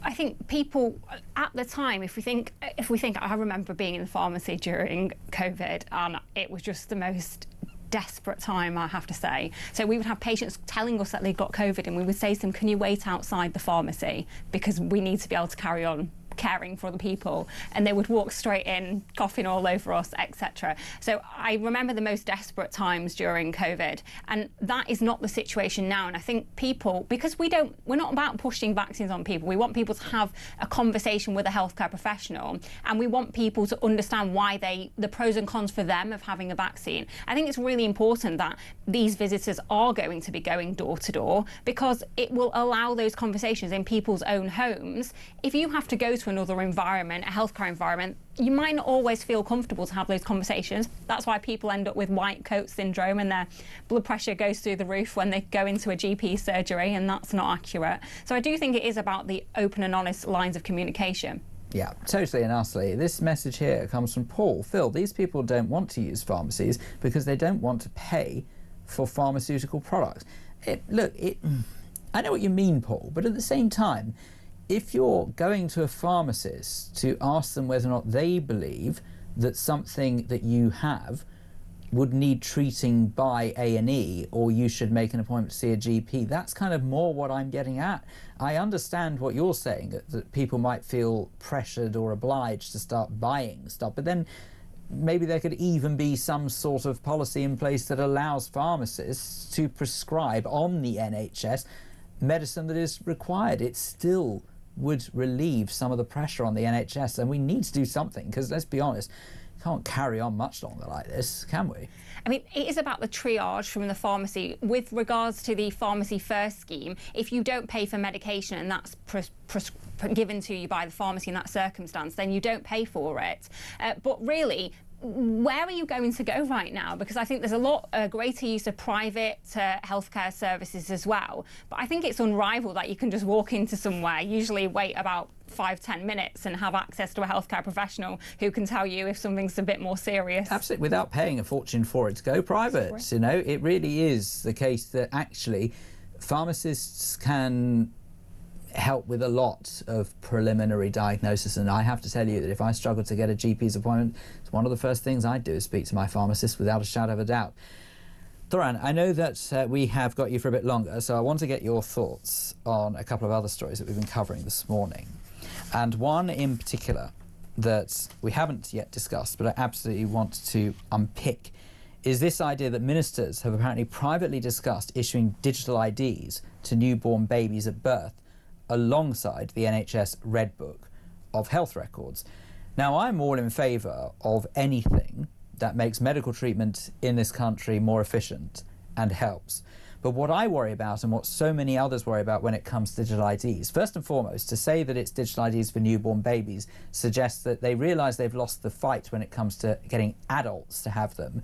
But newborns in this country, whether they like it or not, will be given digital ID. This is what this suggests, not confirmed, I'm hastened to add.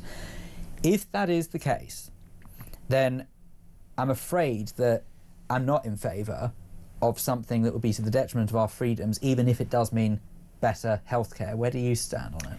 So at the moment, it's very difficult sometimes to get hold of health records from different places. So, we know that sometimes that does impact patient care. I like the concept of a digital ID which is going to support, potentially stop negligence or medical malpractice, that sort of thing.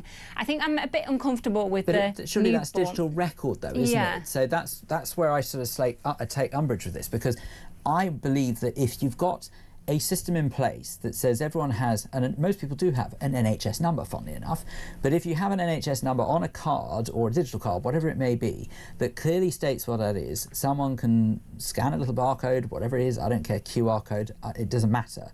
And that pulls up all medical records, regardless of if you go into a GP surgery, a pharmacist, an NHS hospital, even a private hospital, wherever it is, it doesn't actually matter.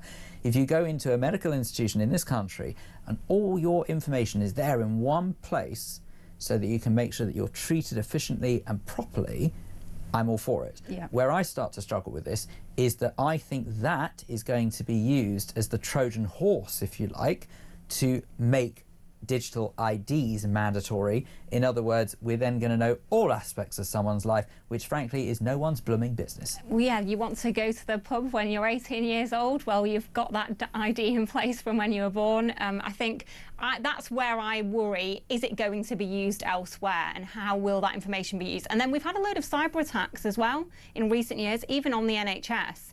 Yeah. How are we going to be sure that that data is secure? Not to mention, of course, nowadays we live in a day and age where actually AI is becoming ever more clever. Now, I say AI is becoming clever, it's still by and large controlled by humans, so it's not necessarily the AI itself that's becoming clever. But what I mean is that the abilities that AI has to, say, create deep fake videos that we know, if someone has a digital ID that is hacked and every aspect of that person's life is known, then it can make AI video content even more convincing. This is a very sinister view, I get it, but it is a possibility. We need to look at the bigger picture, and we need to look at the nefarious means in which that some of this information might be used in the future if we're not careful.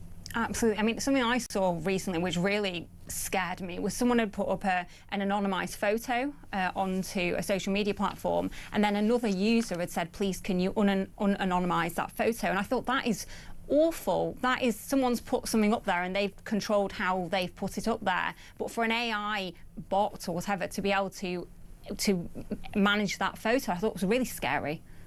Thorin, can you stick around with us? Do you want to stay Love around? To stick around because I tell you what we could do is that maybe during the break we'll sort of get you sorted so you can listen to maybe some calls or something like that. And if you want to stick around, you're welcome to. Hey, it's New Year's Day, we can do what we want. Anything goes. Yep. Your thoughts coming up after this. 0344 499 1000. Don't forget, your opinion matters to us here at Talk, so please do get in touch. You can talk about any of the subjects we've been speaking about just now, or you can even tell me what would make your life easier or better in 2026. 0344 499 1000. This is Talk.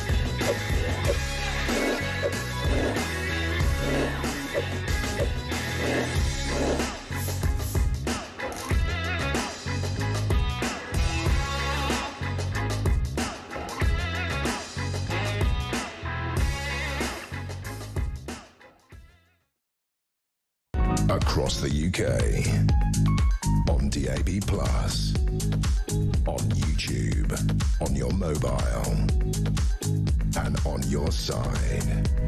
This is Talk.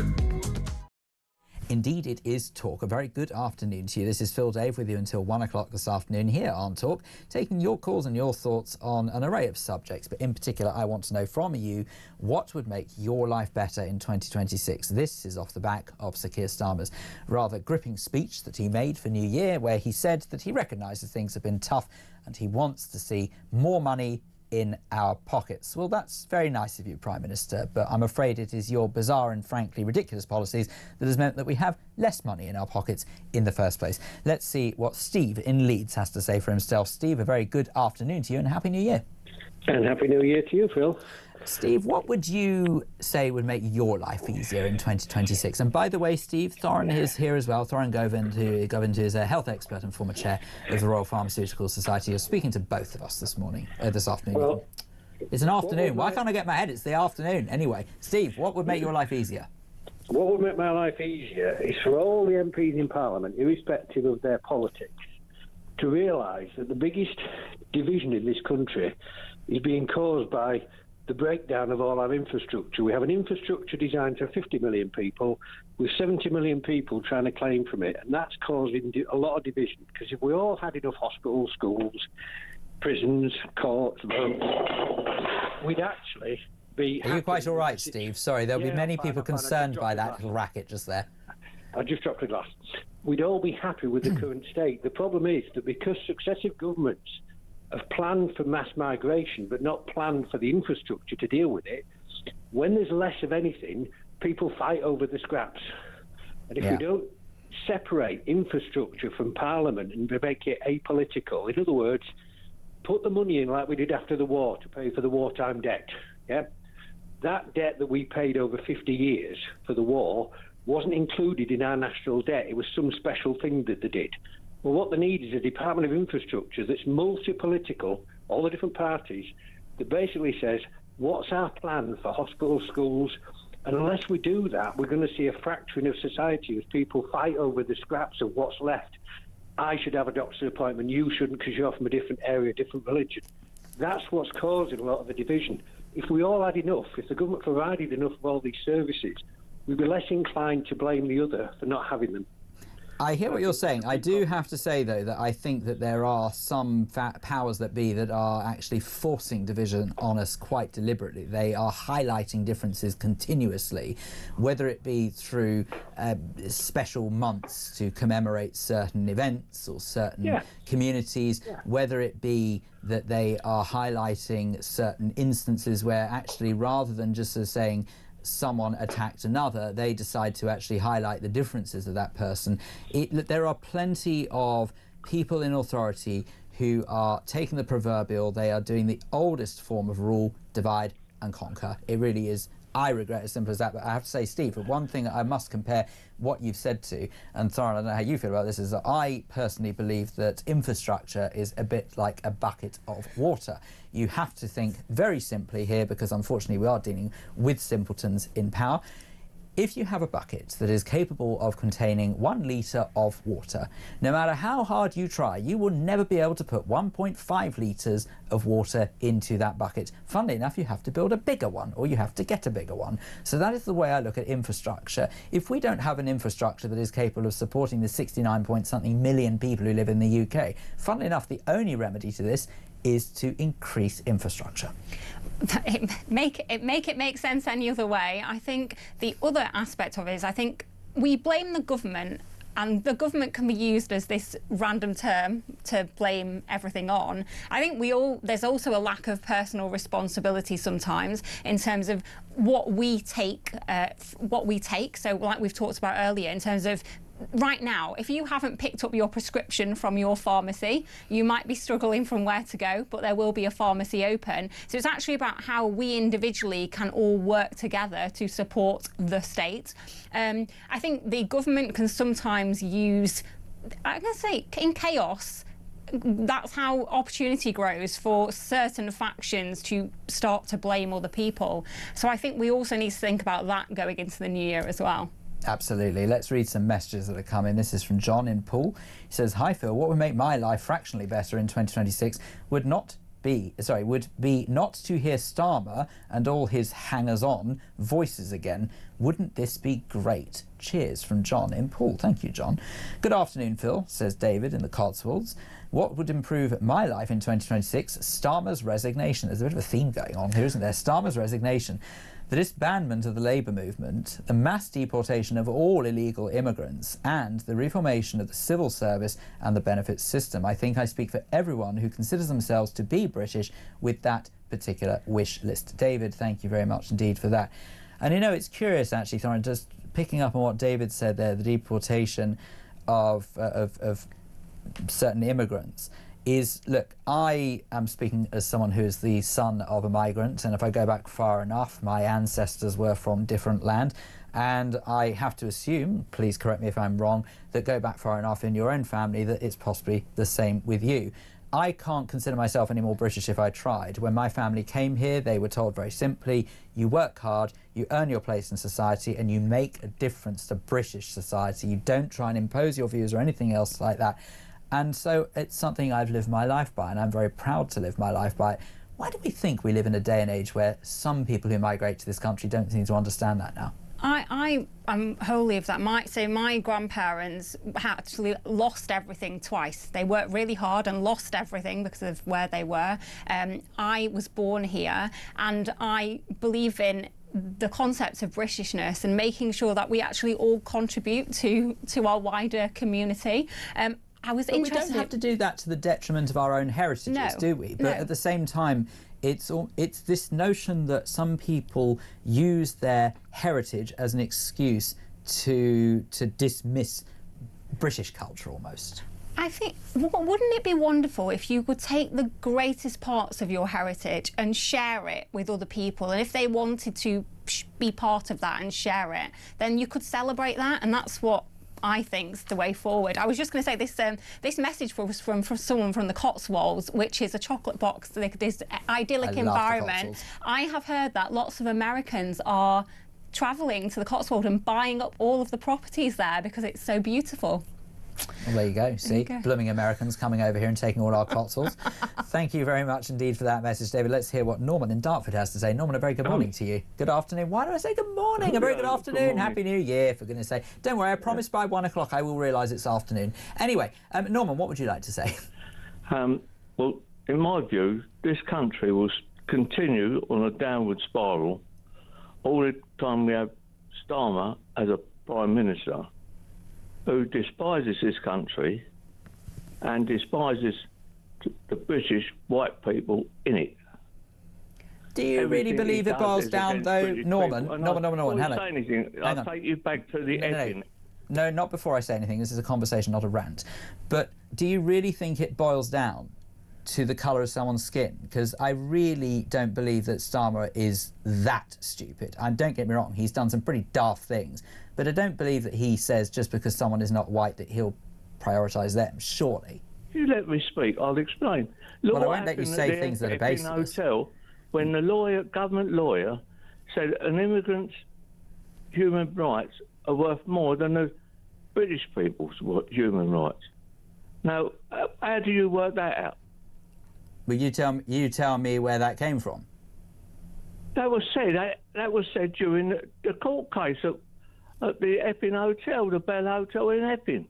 I don't recall that line being used to those words. You don't? You don't remember a lawyer saying that the rights of immigrants outweigh the rights of local people? You don't remember that? I don't recall that personally, but that does not mean to say it didn't happen. Well, I just don't personally recall that. I'll suggest you have a look round and see that was what was said. Right. Well, Norman, thank you very much indeed for a fascinating call. 0344 499 1000. We'll take more of your calls and more thoughts from Thoran Govind, who's in the studio with me right after this. This is Talk.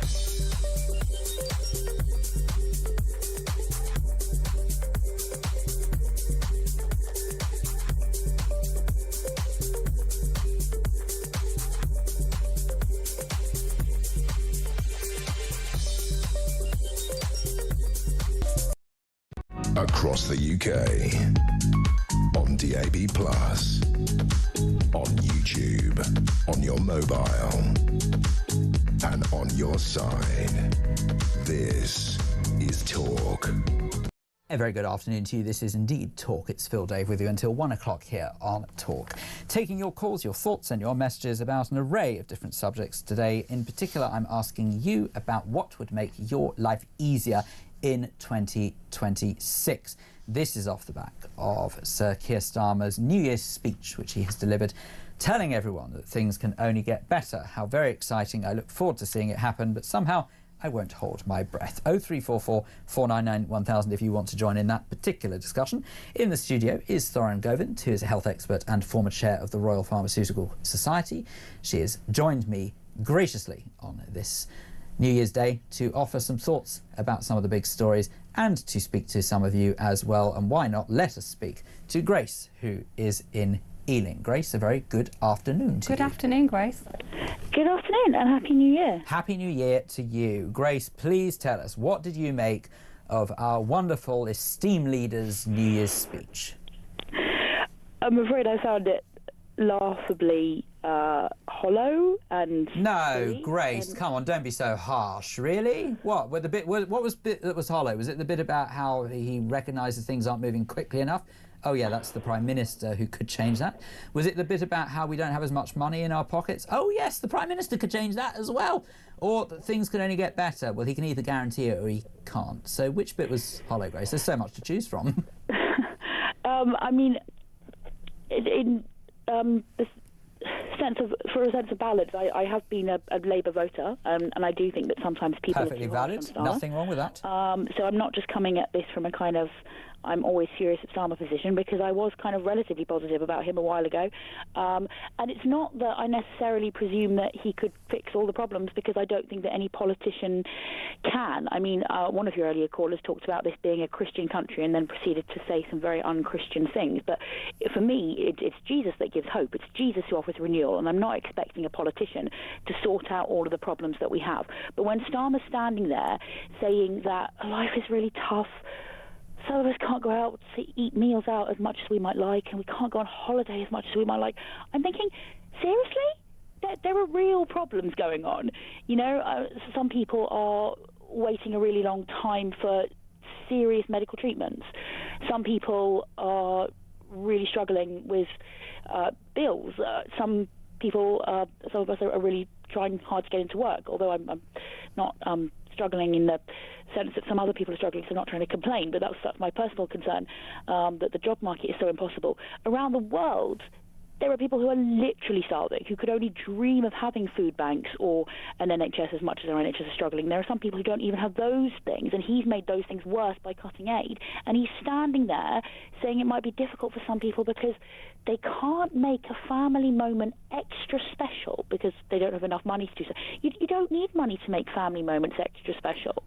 We've got a loneliness crisis in this country, and we should be spending more time with our family. But him suggesting that he could make that better if he put more money in our pockets, he's missing the point completely. Well, Grace, I have to say that as much as I hear what you're saying, and I do sort of understand and agree with a lot of what you're saying, I suppose, and this is not a sentence you'll hear me say very often, so please don't clip this and please don't make the most of it, that in fairness to the Prime Minister, I suspect what he was getting at was that he recognises that there are an awful lot of people who under his leadership feel a bit less well off, and I guess he was just nodding to them. But Thoran, just Grace, stay where you are, because I want to hear what Thoran has to say about that, because you were chomping at the bit. Oh yeah, to say what Grace was saying there. I mean, last year, do you not feel like the budget just went on for years, and I was absolutely sick of hearing about what might come up in the budget? But I think Grace has put out a really valid point there. We spend so much money trying to impress the Joneses over Christmas and spending and all of this, and then you go into, I mean, if you go into the shops now, probably half that stuff is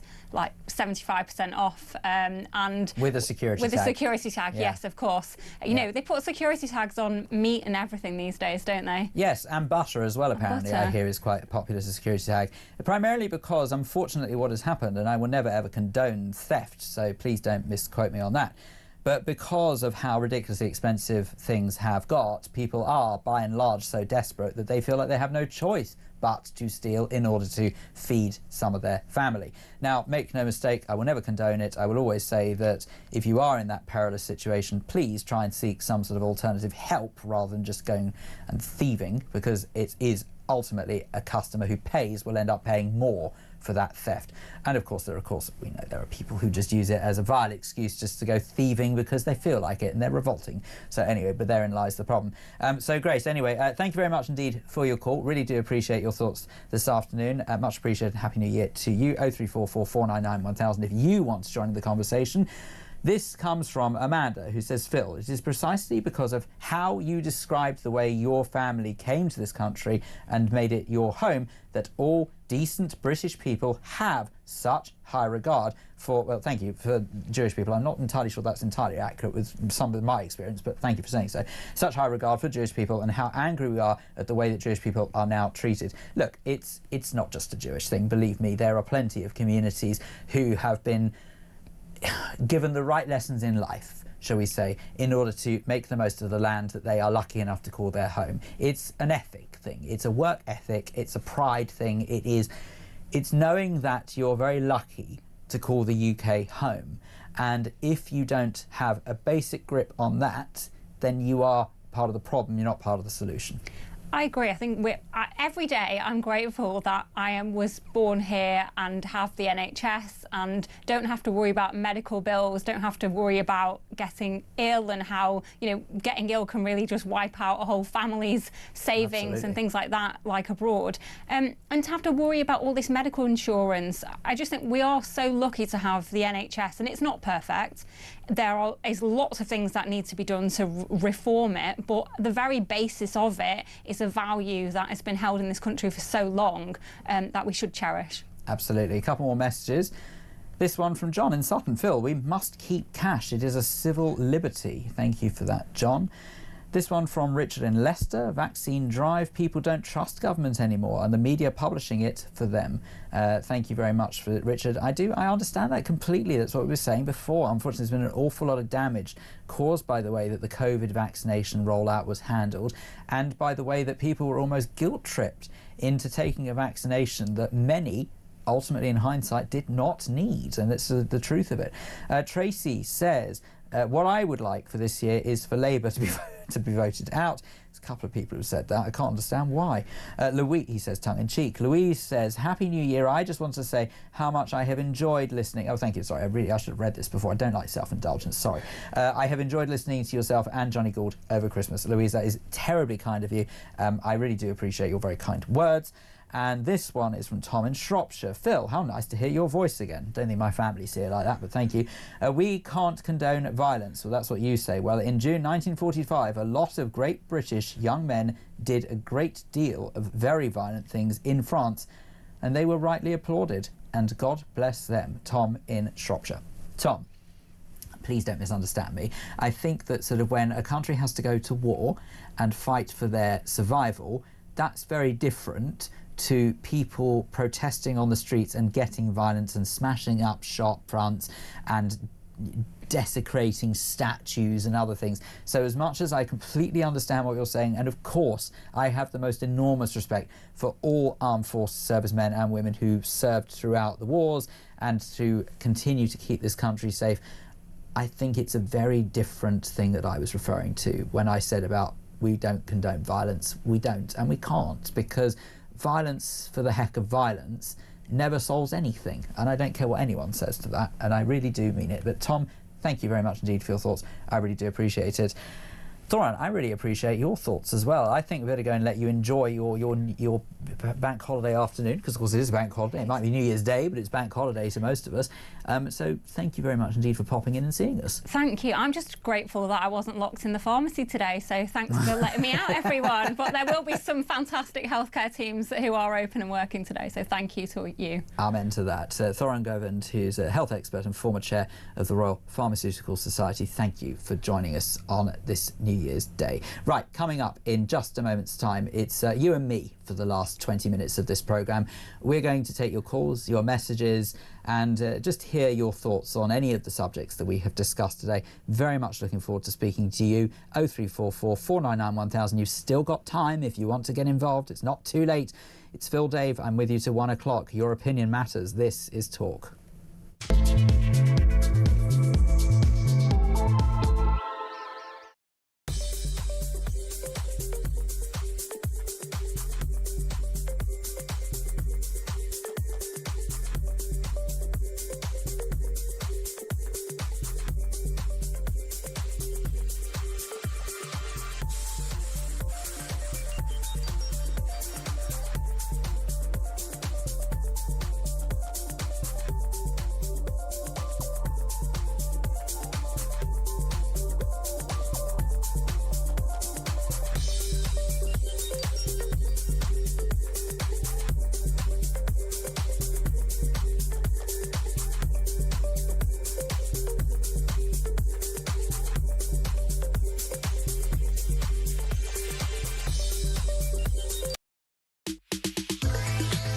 every Monday to Wednesday, midnight until 1, it is Talkback.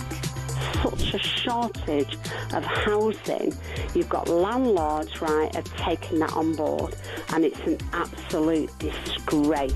Your stories, your opinions, it is your chance to have your say. So they're literally just being rented out as hotels, basically. Yeah, rent a load of hotels. Well, that has really shone a light for me.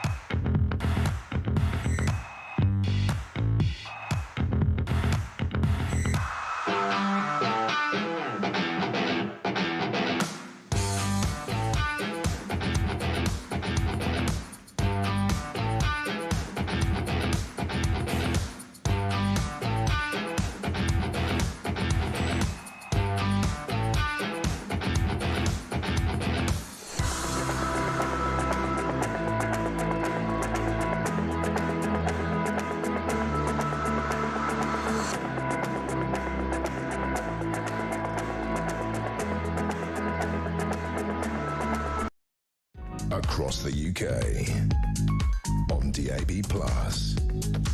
on YouTube, on your mobile, and on your side. This is Talk. A very good afternoon to you. This is indeed Talk. It's Phil Dave with you until 1 o'clock this afternoon, so we're hurtling towards the last 15 minutes of our time together. I've really enjoyed myself today. Thank you very much indeed for all of your calls and your interaction. It has to be said that as much as I've enjoyed myself, of course, we've had to cover some pretty serious subjects, and I want to give you an update now on the situation in Switzerland, because in case you have not heard this morning, we woke up to the news that around 40 people have been known to have been killed and 100 injured after an explosion tore through a crowded bar during a New Year's Eve party. That was last night in a ski resort of Crans, Montana. So the fire broke out at around 1:30 a.m. local time, so that's around 12:30 a.m. our time in the UK. It was at a bar called La Constellation, which hopefully is the right pronunciation, in the resort in southwestern Switzerland. So emergency response is still in place 12 hours later, with 10 helicopters and around 40 ambulances involved. The cause of the blast remains unclear to the authorities, but they have said it appeared to be an accident. And local hospitals are now at full capacity dealing with patients, and they are also being transferred to other hospitals. So that is where we're at with what we know about what has happened in Switzerland overnight for New Year's Eve. And of course, we will continue to update you as and when we get more information. 0344 499 1000 is the phone number. Please do get involved in the conversation for our last few moments together. And I read out some of those messages, but very, very patiently waiting on the line. Jordan is in Sussex, who wants to talk, I believe, about the NHS. Jordan, very good afternoon and Happy New Year. Happy New Year to you as well, Phil. Yeah, thanks for that. I'm not sure if it's happy. I'd say it was a very kind of depressing New Year, to be honest. I mean, I want to talk about do you know NHS. what we need to do then? We need to make sure even more so and work even harder to make it a Happy New Year, Jordan. So what would you like to tell me about the NHS? So I think the whole system is absolutely it's atrocious. It needs to be dismantled rather, and then rebuilt from the ground up, really. I'm absolutely livid about what's happened to my wife. She's had waited for an operation. It was due on the Friday of the NHS strikes that obviously rescheduled so many different operations, supposedly non-emergency operations. She's been suffering with severe urinary incontinence for 11 months. And she has an operation planned, as I mentioned, on that Friday. And that's now been rescheduled till May. Oh, so she is absolutely, I'm absolutely livid for her. I'm calling because she's just, beside herself, and I obviously can express it better than she can, but she's, kind of going day by day. She doesn't even feel comfortable to go out at the moment, only if she wears 3 pairs of knickers plus some pads. My wife made her ma. And I mean, it's just absolutely. Do you know what really irritates me about the term non-emergency operations, Jordan, is that an operation isn't done for fun. People have that because they need it. And for anyone to dismiss an operation as non-emergency and say it can be postponed another however many months, in your wife's case 5 months, I just think is revolting. That actually sort of is more reflective of how shameful that some of the medical staff within the NHS would put their own, let's be honest, greed above the health and the well-being of their patients. I think it's despicable. I mean, how can the NHS justify, so the woman has to go out with, wearing 3 pairs of knickers and pads to, prevent any kind of accidents, wetting herself in essence. How is that isn't, if it's not emergency, I don't know what is. Yeah, no, well, absolutely, because I think one needs to also consider the psychological impact of such a condition would have. Jordan, I wish you and your wife, honestly, all the very best, and thank you for being candid enough to phone up and tell me about that. 0344 499 1000. John is in Dorset, and I believe, John, you want to talk about the continued defence by the Home Secretary of saying that Shamima Begum's British citizenship should never be reinstated. What do you want to say? Well, it's the ultimate hypocrisy from the usual suspects. I mean, the media have gone mad trying to smear Nigel Farage for something he may or may not have said when he was a teenager at college. And these are the people who are lining up and saying, she's a misunderstood. Peter Cardy did an extremely good interview with Andrew Drury, who knows her extremely well and did a lot of documentary work on her. And Andrew Drury summed it up. She's gone through the stages. She is totally unrepentant. She has no remorse. And now she's turning herself into a victim. Yeah. So let her be, No, listen, you won't hear any argument from me. As far as I'm concerned, I believe that the way in which that our politicians use certain situations to exploit their and then just to push their own pathetic and liberalist views. I'm not saying that there isn't scope for liberal behaviour in society. Of course there is. But never should it be to the detriment of the health, safety and security of hard-working, tax-paying citizens who want nothing more than just to live in peace and harmony. How on earth could any politician look at the situation with Shamima Begum and say, oh, there's a poor, defenceless, then 15-year-old girl who just didn't know what she was doing by trotting off to Syria to go and join the Islamic State. Do me a favour. I very nearly used a word I shouldn't have used on air there. But honest to goodness, how could anyone be that, stupid? It is stupid, right?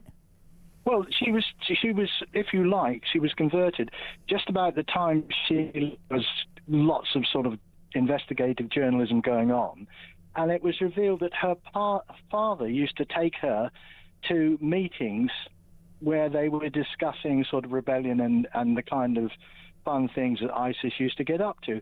So she was no innocent. She wasn't a teenager drawn into slave trafficking. She was a willing volunteer.